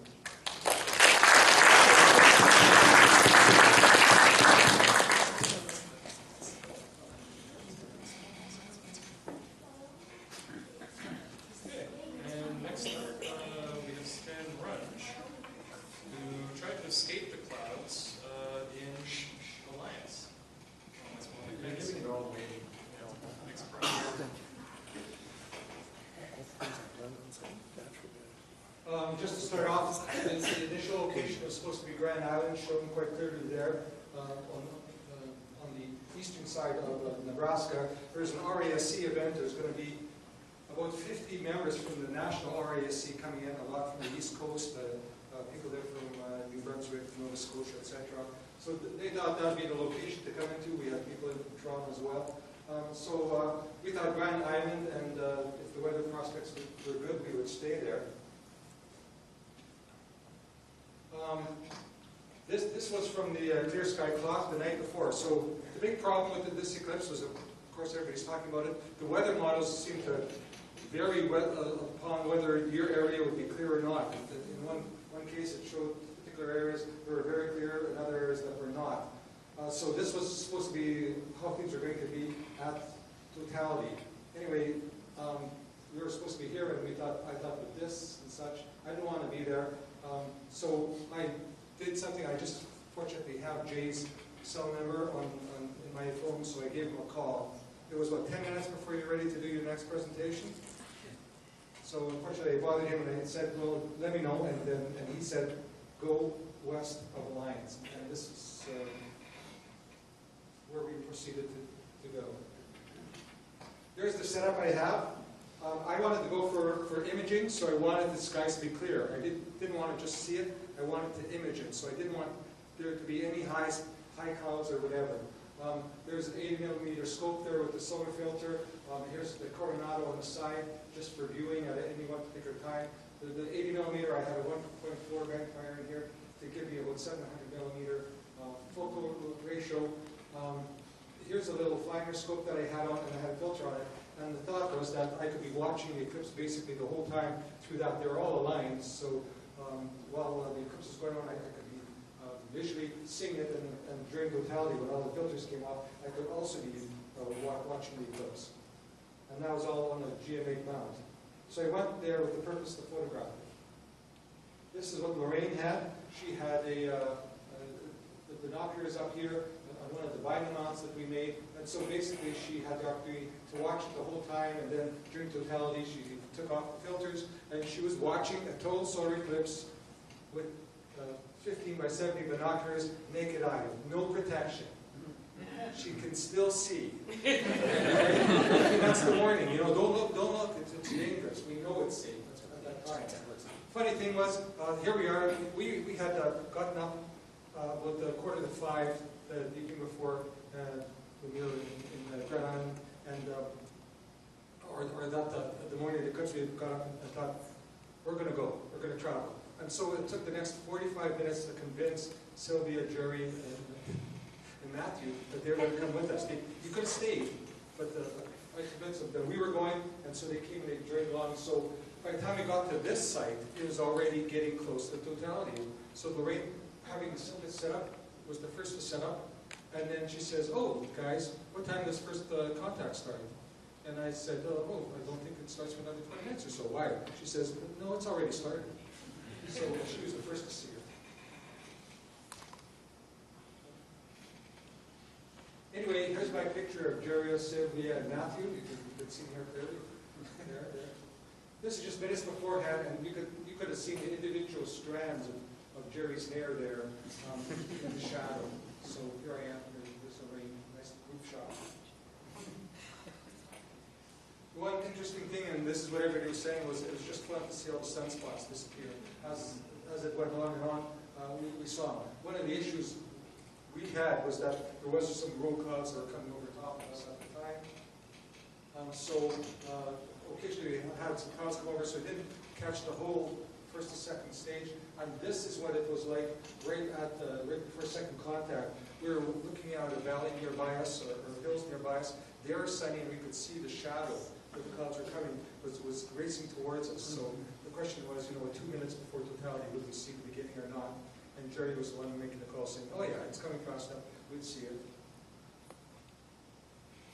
So in taking the images, this is the first image that I got after the clouds pulled off. And what I liked about this one was that you do get to see the photosphere on here. Now this is all on process. I have had no time to do any image processing or making sharper or whatever, so these images are all just raw images caught by the camera, but there was this distinctive raw band there that was. So there's the image scale. What I wanted to do was get a good enough image scale in order to be able to clearly see the provinces and have them well enough, and a large enough size of moon. But by going to 700, then I knew I would be giving up seeing the full corona afterwards if it was magnificent. So, you have to decide what equipment you want and what you're trying to catch. So I took a whole series of equipment. I was having actually some equipment problems with my interferometer. So I wasn't capturing all the images that I wanted, but anyway, this is one of the earlier shots that I had taken. And you could see the nice provinces that were hanging off the sun. They're quite clear in the colonoscope as well. So unfortunately, by the time I got to the longest exposure that I wanted, the eclipse was over. The one thing about it was I didn't miss it. I wasn't staring at equipment. I was staring at into the 7x50 binocular or kinescope that I was holding the whole time. So it gave me that opportunity to be able to see it. But unfortunately, I wasn't able to really get the full. But then again, based upon 700 millimeters, I was probably about at the max that I could. So there's the diamond ring, particularly nice one because again, there's all the provinces on it, and that was our case.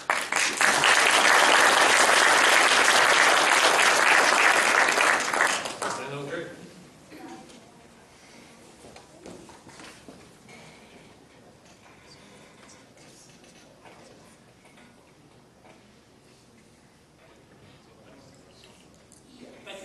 Can everybody hear me? Yeah. Good. See guys here. Okay, so as you can tell, we went to Douglas. We started out in New York, just like a few other people, but I woke up in the morning and was seeing that it was going to be cloudy there. Actually, the day earlier, I thought it was going to be cloudy for the eclipse. So, what the hell was the difference? So I just took off. And I looked at Brian, and I said, Brian, we're not staying here. We're not going to see the whole event. We have to go west. So we took off west. We ended up by Douglas, which is about 40 minutes outside Casper, Wyoming. Went to sleep. The cloud around me on that night before the eclipse. Woke up, it was crystal clear, horizon to horizon. Knew I was going to have a good day at this eclipse. So before, it was time to prep.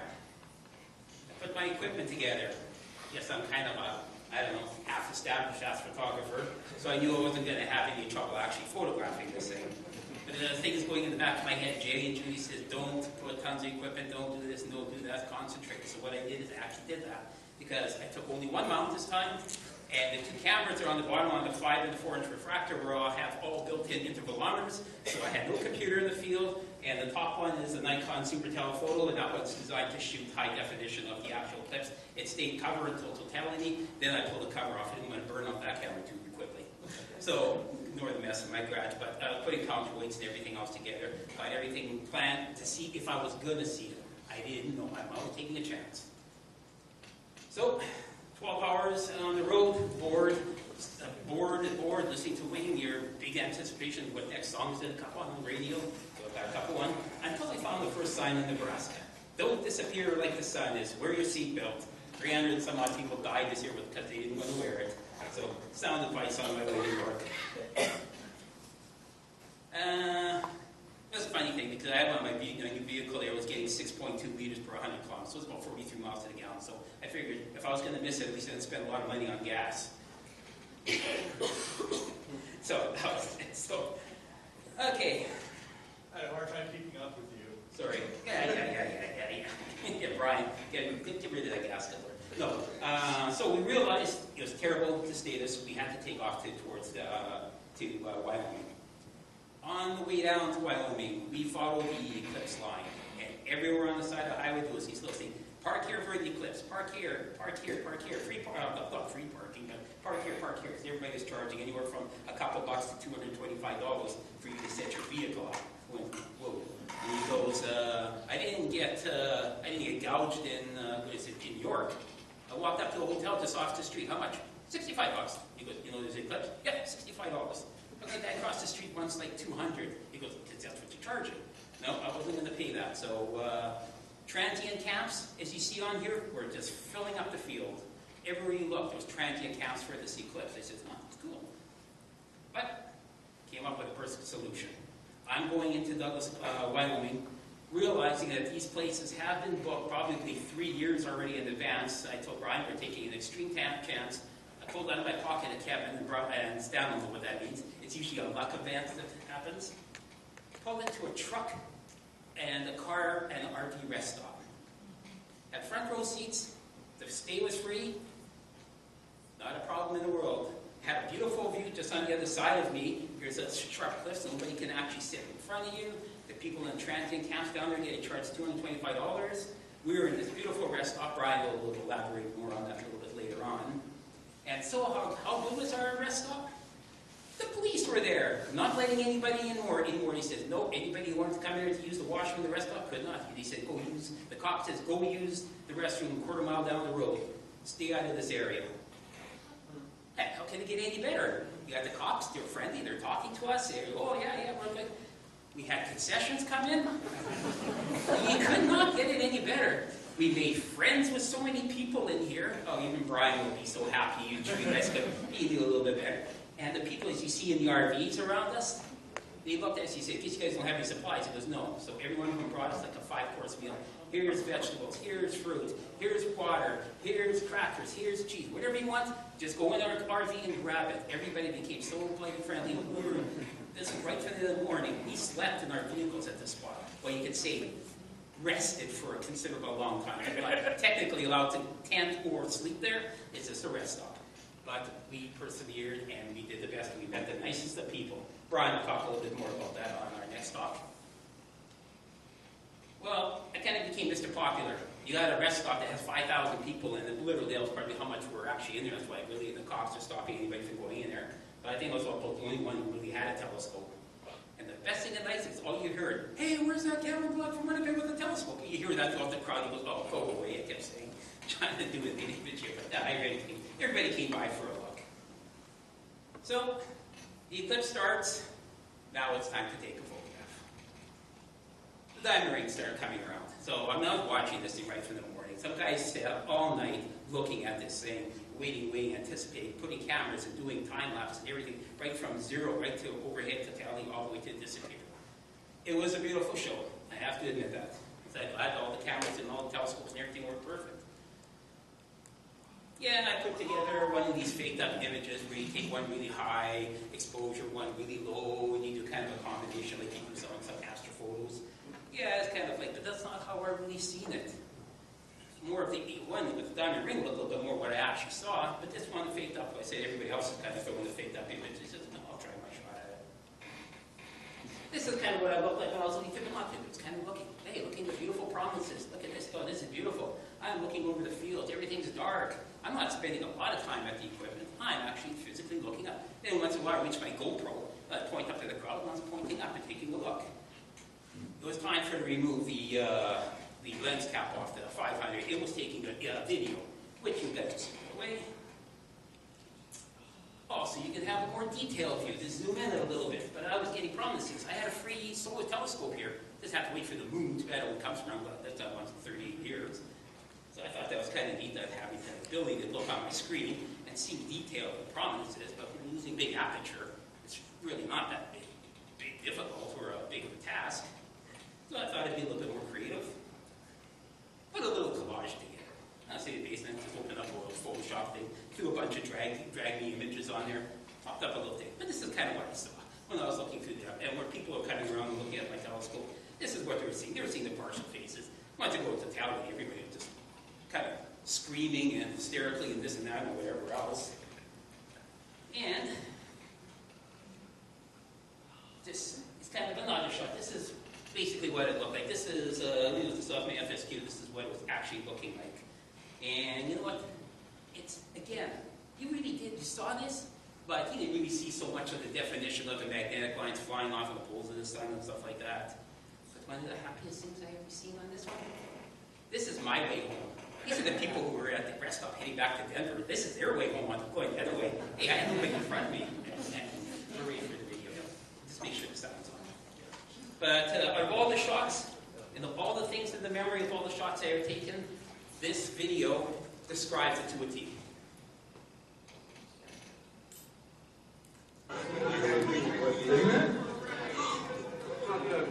It's totally nuts.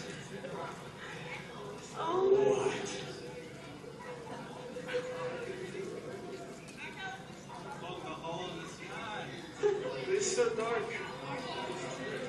360 getting out.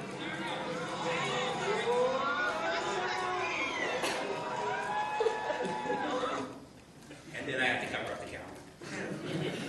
But that's how I saw it, but everybody is looking. I didn't kind of deaf, when tone deaf when it was going on, and I'm watching this thing with my eyes.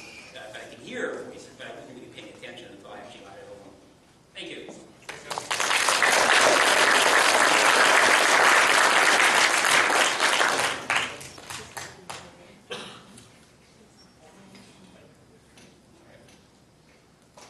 All right. So, of course, I was with Kevin at the time. Mine's going to be a little different because I kind of captured more like what was going on around us. Of course, Kevin captured more about what the actual clip was. Okay, so I thought this is kind of a funny picture because this is the rest area that we were at. No overnight camping. And of course, look at all the people there. All right, I thought it was kind of, there's like, I don't know, thousands of people there. I don't know what that guy was doing, but I guess it was saying that was like, what, 6 o'clock in the morning or something like that. It's like, I don't know what he was doing. So anyways, next picture, I'm trying to capture more about what was going on.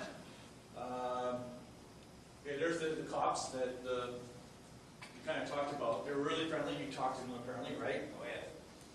And we didn't expect that until the next day.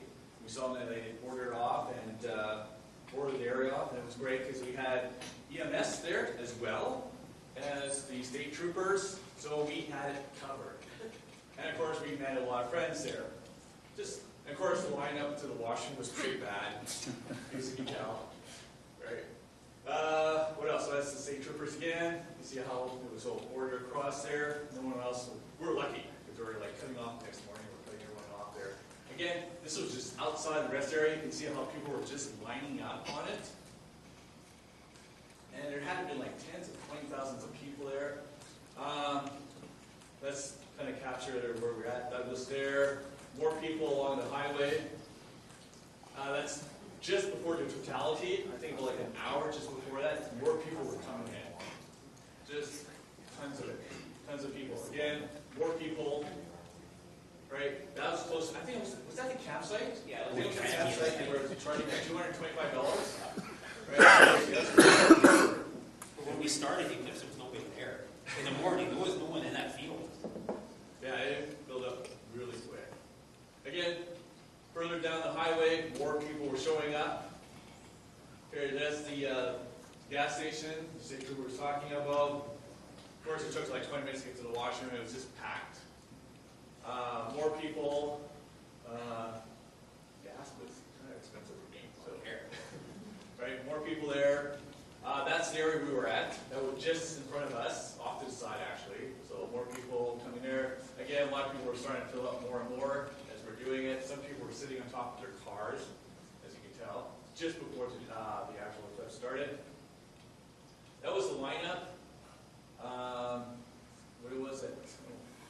I didn't really select all the picture. Okay, so that's my picture of the eclipse. My second total eclipse in my lifetime. Next one's at 2024. Hopefully I'll get better at taking pictures. Because I didn't have a whole lot of equipment. Yeah, next year. Right, that's going to be a kind of... Right. Okay, so this is down the valley right here where we're at. Again, that was filling up really fast. A lot of people filling up. Okay, now this is a nice couple here. That was it Jeff, I think it was? Jeff and Ken. Ken. Yeah, Ken. And I have no idea what I can't remember his wife's name. Neither do I. Okay, so these are the people that fed us, gave us food and water, were really nice to us. They make the trip worthwhile. Dave also fed us too. Yeah, Dave too, right? He fed us sandwiches the night before. So that was nice of him. Well, here's the group shot of us. So Dave, that's Dave. And of course the family right there. I don't know who these other people were. Those are the students. students, yeah. I think you were talking to them, so I think fully paid. Yeah. Oh, yeah, that was like, they were right in front of me. I think, is that their car right there? Right, double car. So that was us. So we met a lot of nice people there. It was worthwhile. And I'm just surprised how friendly some of the Americans were. It was just family. So Kent, it's on my Facebook account, so that's how I'm going to keep in contact with him. And what else? I have more. Okay, that's it. That's all I have.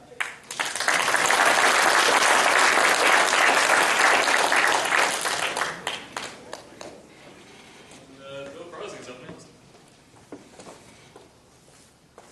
It's funny, just a small commentary on the friendly Americans. I did overall have that experience, but I did have one Nebraskan tell me, don't ever tick off a Nebraskan because 1 in 5 of us are packing. Yeah. Later on in the conversation, I also found out he had 8 guns in the truck. So, but everyone else is really super nice. All right, take a look. If you're around, I'll put some video clips. Yeah, I can.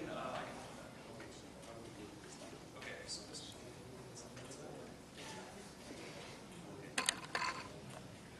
All right. For the title, see, we were in Rexburg, Idaho. Exactly where is Rexburg, Idaho? Well, you kind of go into the southeast corner of the state. Here's Yellowstone National Park. We were southwest of it, and north of Idaho Falls.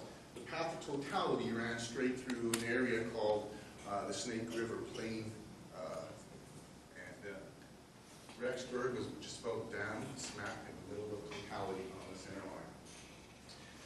Why Rexburg? Well, simple case is a very good friend of mine, Don Gladiac of the Calgary Center, ex-Winnipegger, lifetime RASC member, basically invited my family to join his family down in Idaho, so we jumped at the opportunity.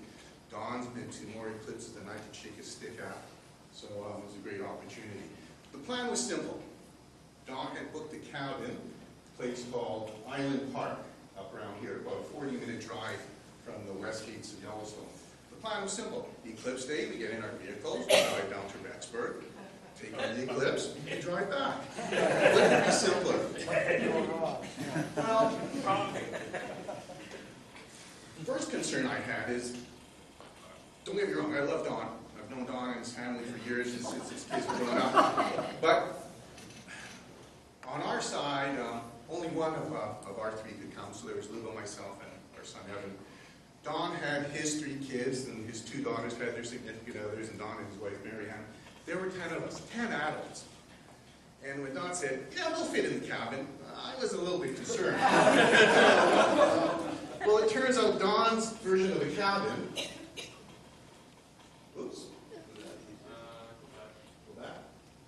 was his 3,500 square foot luxury cottage, 3 full baths, 4 bedrooms. There might have been more, I stopped counting. We certainly weren't crowded. It was a lack of luxury. Well, actually, I should correct that. It was crowded in one spot. We found out we couldn't all fit into the hot tub. Anyways, as great as these facilities were, the problem was Island Park was outside of totality, and the only way to get to Rexburg was one highway. US number 20, most of the way 2 lanes. So, as the countdown to the eclipse grew, and Rexburg, this little town of 25,000, we heard rumors that they were expecting up to 100,000 people in the vicinity. So there was talk about cell phone towers, cell services crashing from overuse, gas stations running out of gas, food stores running out of food, and of course, inevitably, massive traffic snarls. So we had to come up with Plan B. This was Plan B. What we did is about 2 weeks before the eclipse, we found a camping location right in Rexburg, and we booked 2 sites. It was great. Some enterprising family in Rexburg decided to turn their backyard and their acreage into a campsite. And they pulled out all the stops. They brought in porta potties. They set up showers, and they had food concessions and souvenir stands, and they were showing films. And the Sunday night we were there, they were playing E.T. on an outdoor stage. It was great. They even gave it a name. They even gave me, and living on the line. We checked the GPS coordinates. We were about 400 meters off the center path, so we were happy.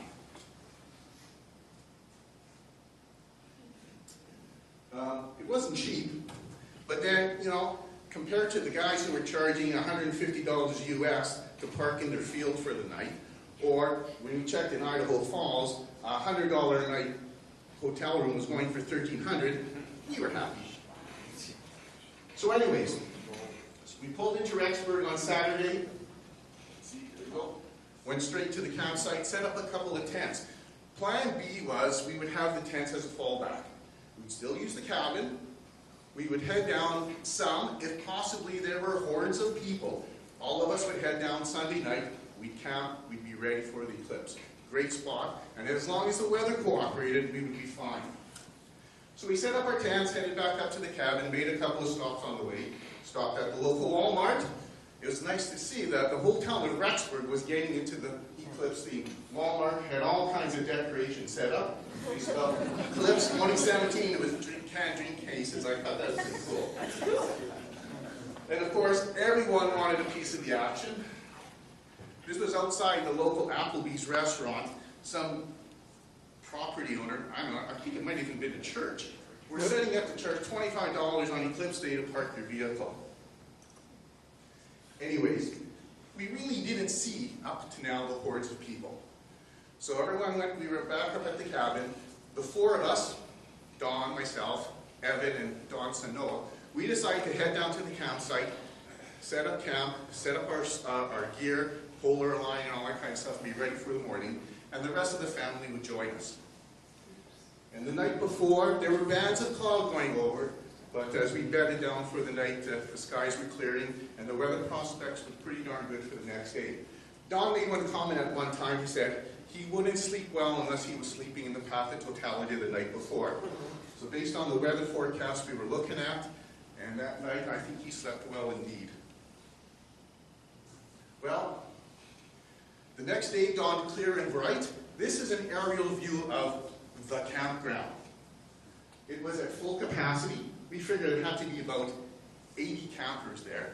They had filled up by Sunday night. In fact, there were so many people, they were now starting to sell parking spots along the front of it for the latecomers. But it dawned clear.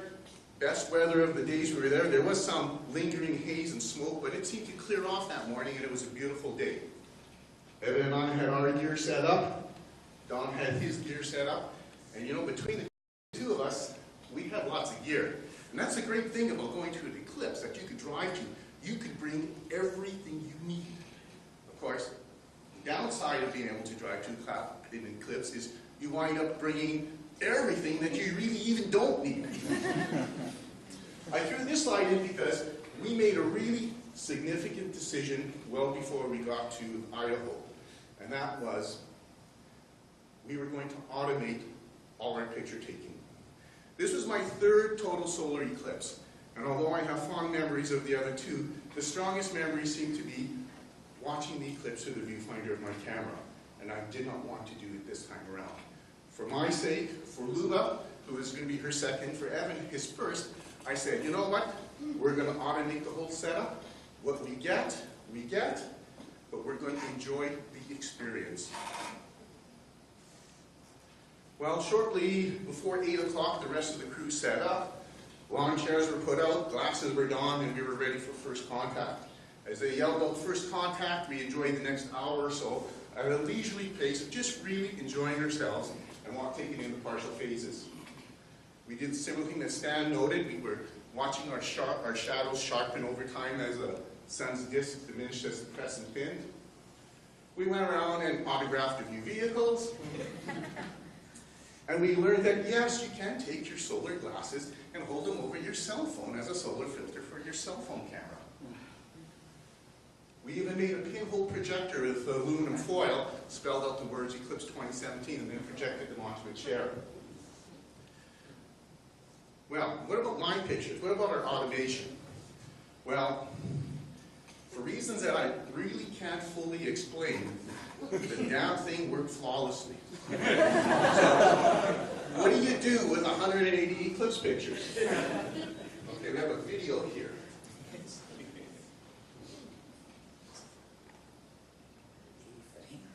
So what you do is you clip them together. And for those who missed parts of it or couldn't get to see it and don't have 3 hours to enjoy the whole eclipse, August 21st eclipse, start to finish at 18 seconds.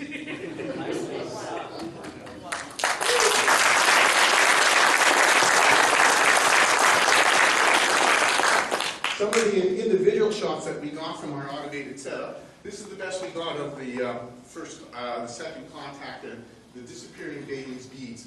2.5 seconds later, you can just get the edge of the chromosphere along the leading edge of the sun's, the moon's lid there. I like this shot. Let's see if it kicks in here. Yeah, this is really neat.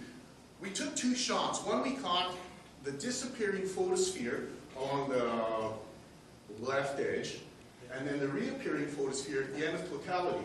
And by overlaying them in an animated GIF, you actually see that's how much the moon had moved in those 2.5 minutes. And you can see as totality began, that bright prominence on the right was barely visible, and just before totality ended, it had really appeared quite well. Of course, we had shots at short exposure that showed the inner corona, longer exposures that brought out detail in the outer corona.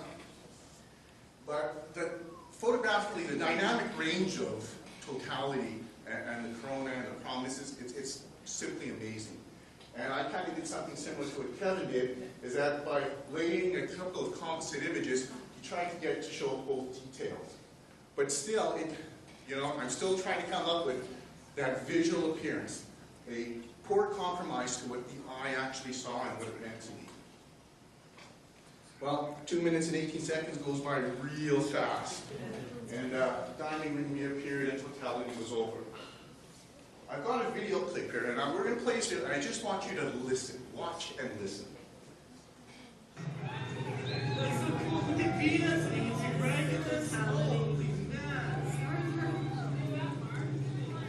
Sunset, 360 degrees, mid-eclipse.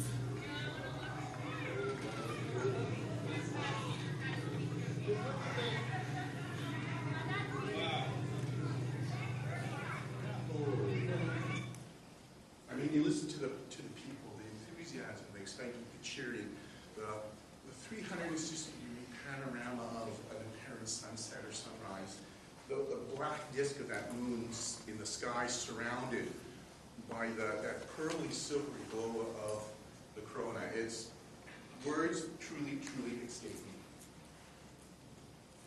Well, after totality, a bottle of champagne appeared, glasses were filled, and we toasted to the success of our eclipse.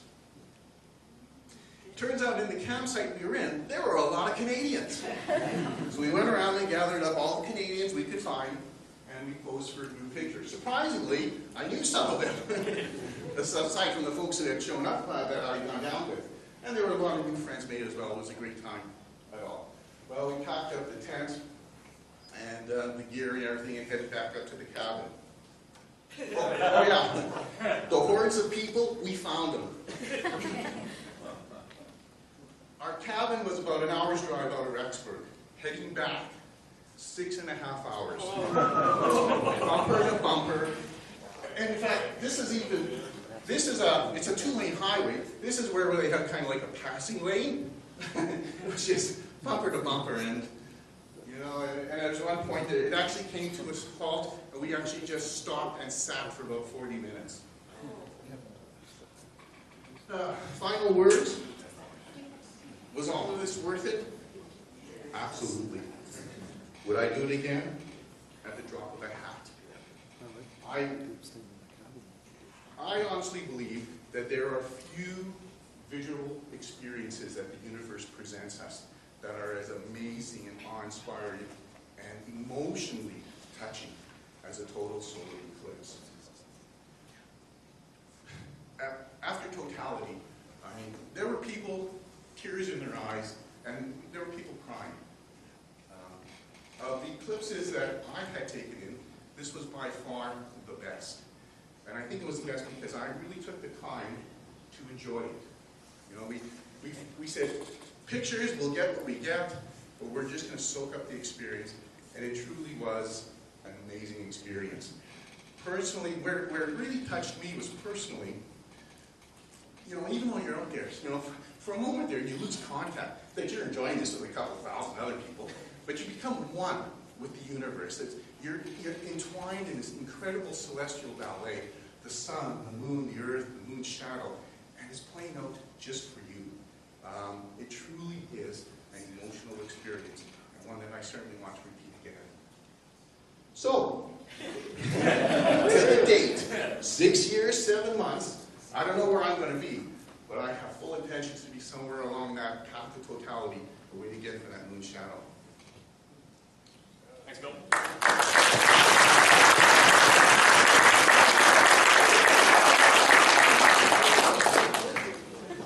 Okay. Dennis had actually just asked me to present for him. Did you want to just go with it? Okay, great. So, this is the story that Dennis gave me. They took a 3,000 round trip. And from their vantage point, they can see a gridlock of vehicles for both the arrival and departure. This is an image that he sent me where they were actually doing, there was some scientific work being done up on here, watching the eclipse as it came in. During the eclipse, he attempted to do some sketching during the phases and also work with his cell phone to capture some photos. I think this is quite nice. You can really pick up the sunspots there. About 5 minutes before totality, he found that the three men began to experience a weird feeling that remained until after totality ended. His cousin thought they were nuts until about a minute before, and suddenly she started shouting, and she was starting to feel weird as well. At their location, when totality occurred, they experienced more of a twilight that caused all the street and porch lights to come on. Of all of us, we were able to observe they were able to observe the diamond ring, flares, and the plasma visually and through the scope. I'm so glad that Judy made a point at our last meeting to experience the event and not to worry about pictures, etc. I did snatch a few of totality and want to share it because it shows with a simple adapter you can get okay shots with your cell phone. It's really an incredible experience. And I think that's actually really worth pointing out, is that this is a really impressive shot, right? And I love, personally, like I love seeing that sort of thing. It's I think it's really cool to see what people can do with just some basic stuff. So, thanks, Dennis.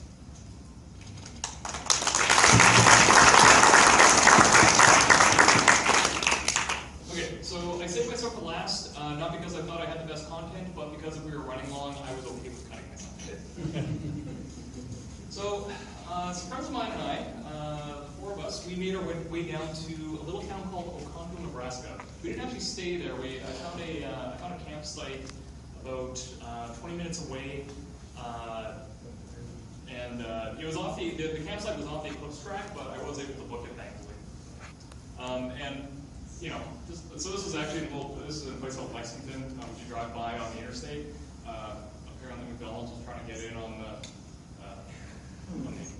eclipse business. So we got to our campsite. I was actually really blown away. This is a man-made lake that they have in Nebraska, and I swear it has to be the biggest lake in Nebraska. I didn't have a good shot of it, but it's crazy. Like, there's people that are out here boating on a regular basis, and it's, as a kid from northwestern Ontario, I was a little taken aback because I'm like, okay, well, where are they going to go, right? But it was a very popular site over the weekend. We got there on Saturday night, and you can actually see these clouds building, right? These were pretty interesting. This kind of started this started the adventure of what I started calling reverse storm chasing. So we got quite lucky. So and to be clear too, this is looking off to the east. Okay, so this is like towards the people in York and Grand Island and all that. This is what we got that night. Okay. It was really cool. Like, so we had the lake and we had the lights and everything like that, and it was like, so we're watching this thing, and like, it was super impressive. Like, there was lightning constantly and everything like that, and we're all like, oh wow, this is incredible. Meanwhile, I'm thinking, oh god, all that instability, and Anyway, this was still Saturday night, so I'm like, okay, well, Sunday, we'll see how things go, right? Maybe this will figure it out. And I've been looking neurotically at the cloud cover predictions for a while, and I knew we were probably in for a sketchy time, but we'll talk about that. In the meantime, admire the pictures, because this was just great. And to actually, I should probably say that these aren't mine. This was actually taken by a friend of mine, Brian. So just want to make sure that was clear. I didn't take these shots, so I'm not that good. But yeah, there's tons of lightning, and we sat there most of the night and just watched this. Just phenomenal storm. It was really great. So yeah. So then the following day, what we did was we ended up scouting out a couple of locations. We went to this little town. There's like nobody there. It's like about 167 people or something like that. And yeah, nobody in the town really. We ran into a couple of people also doing the same thing as us. Kind of had like are we the only people that are going to be here kind of thing. So actually was, things were hopeful. The only thing that wasn't hopeful was the weather was not looking great. So woke up Monday morning, crawled out of the tents and looked up at the sky, and yeah, that's what basically we had. Thankfully, we live in an internet age, and I pulled out the satellite data, and so we were located. So that's the night. This is the morning. We're like right there, right? And I'm like, and we had talked about it the night before. Like we had all these plans that a lot of other people had. We said, you know what? Like we're gonna get up at 5 in the morning. If we have to drive to Alliance, we're driving to Alliance or wherever. Like we are gonna go, right? But we got up in the morning and like I pretended to play meteorologist, and I looked at this chart and said, "We'll be okay."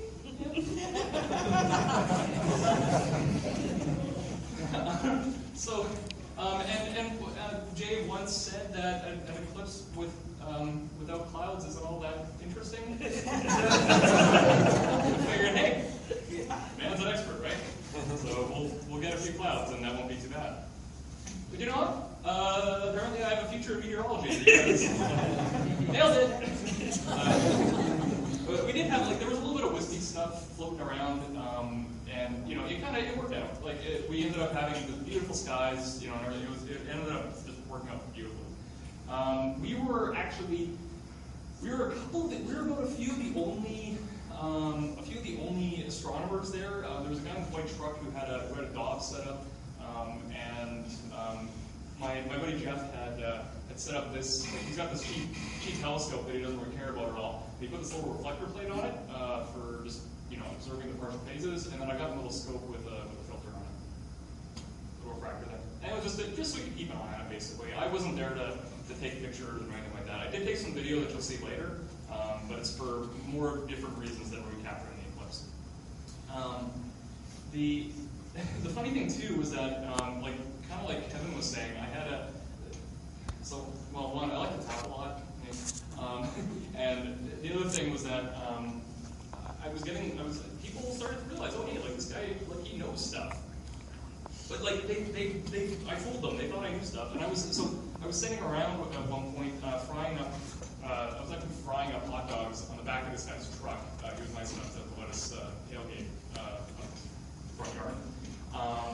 And some folks come up to me and they said, "Hey, we hear you're like the guru." It's like, nobody's ever called me that, but it's not, and they were just asking, is it safe to take your eclipse glasses off during totality? Yes, it's totally safe. And then I started realizing, okay, yeah, there were maybe 500 people in town total, and I was like, just about everybody that I ran into really didn't know what they were in for. I actually didn't really nobody that we ran into was from anywhere further than, I think the closest we got to Winnipeg was Minnesota. Most people were there from Colorado, and that sort of thing. So there were a lot of people who had never experienced this before, and not only that, kind of entirely didn't know what they were getting themselves into. I've never seen total solar eclipse either, but I've heard people talk about them, so I'm like, okay, well, I have stuff, I can help with this. So it was a really good experience for me because I got to share it with a bunch of new people, but people who knew less than I did, which made me feel less self-conscious. So, yeah, but yeah, it was a really great experience, just sharing all that with a bunch of folks. So this is Jeff's projector, and he's, you know, we can see this. This isn't quite first contact. It's close enough. I mean, during an eclipse, you got nothing better to do, really. Like during the partial phases, so we're sitting around. I don't know, take some silly pictures of us. This is an animated image. I did spend some time trying to image stabilize this, and I just gave up. I didn't really want to spend that time. So I'm sorry if I'm giving you a seizure right now, but yeah. So that was the partial phase up to totality. And this, you can start to see things getting dim. This is basically just before it. So I'm going to show you a couple of just a couple videos. The first one is basically a sped up version of what the horizon looked like. So this will take about 30 seconds. So it's just before totality. Of course, the camera's auto adjustment kicks in at a certain point. But what's worth paying attention to is that, so this is west, this is east, right? And you can actually see this cloud starts to darken here, right? Right? And then it continues on. This actually starts to darken more. There you go, like there. Right? And so you can actually see the eclipse. And that's what I love, actually, I can't believe I'm saying this, but like what I love about the RASC, and my buddy's reaction there is phenomenal. You can't believe it's all.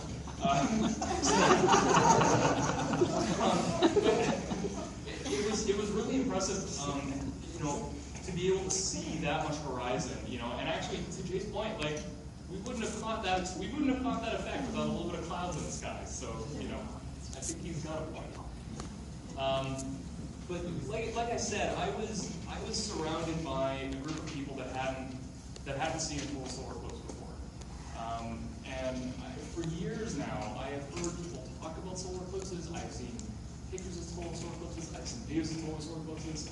And I've heard people say that you can't put it into words, you can't describe it. It's like anything you've ever seen before, that sort of thing. It's the most incredible thing you'll ever see. And I'm not saying I didn't believe them, right? But I didn't get it, right? Like I just couldn't imagine that like this hyperbole actually held up, right? Like there's a cynical part of your mind that just thinks that, you can't. So what I want to leave you with is the sound of a whole bunch of people getting it.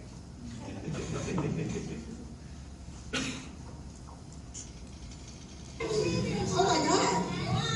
Oh my God! Wait, look at this! Holy cow! Look at the lights!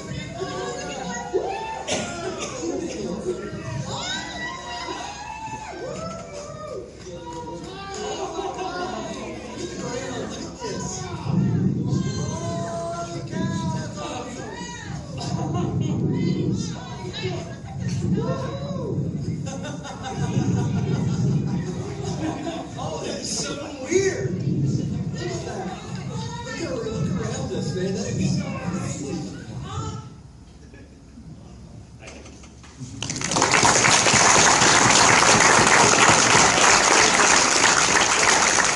Also, a round of applause for everybody that contributed to this.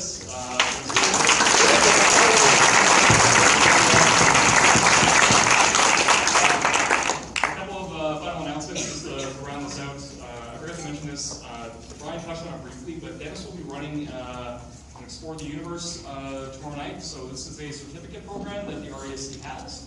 And we'll be doing it down at Glenley. So show up around 8 o'clock if you'd like to take part.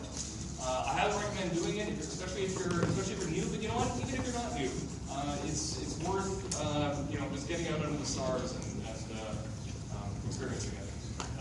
We will continue the meeting at our normal watering hole of Boston Pizza for pizza and whatever. So thanks again, everyone. Hey, Brent, remember there's a big aurora storm happening too possibly. Yes, there's also an aurora going on, so I mean, have a look out.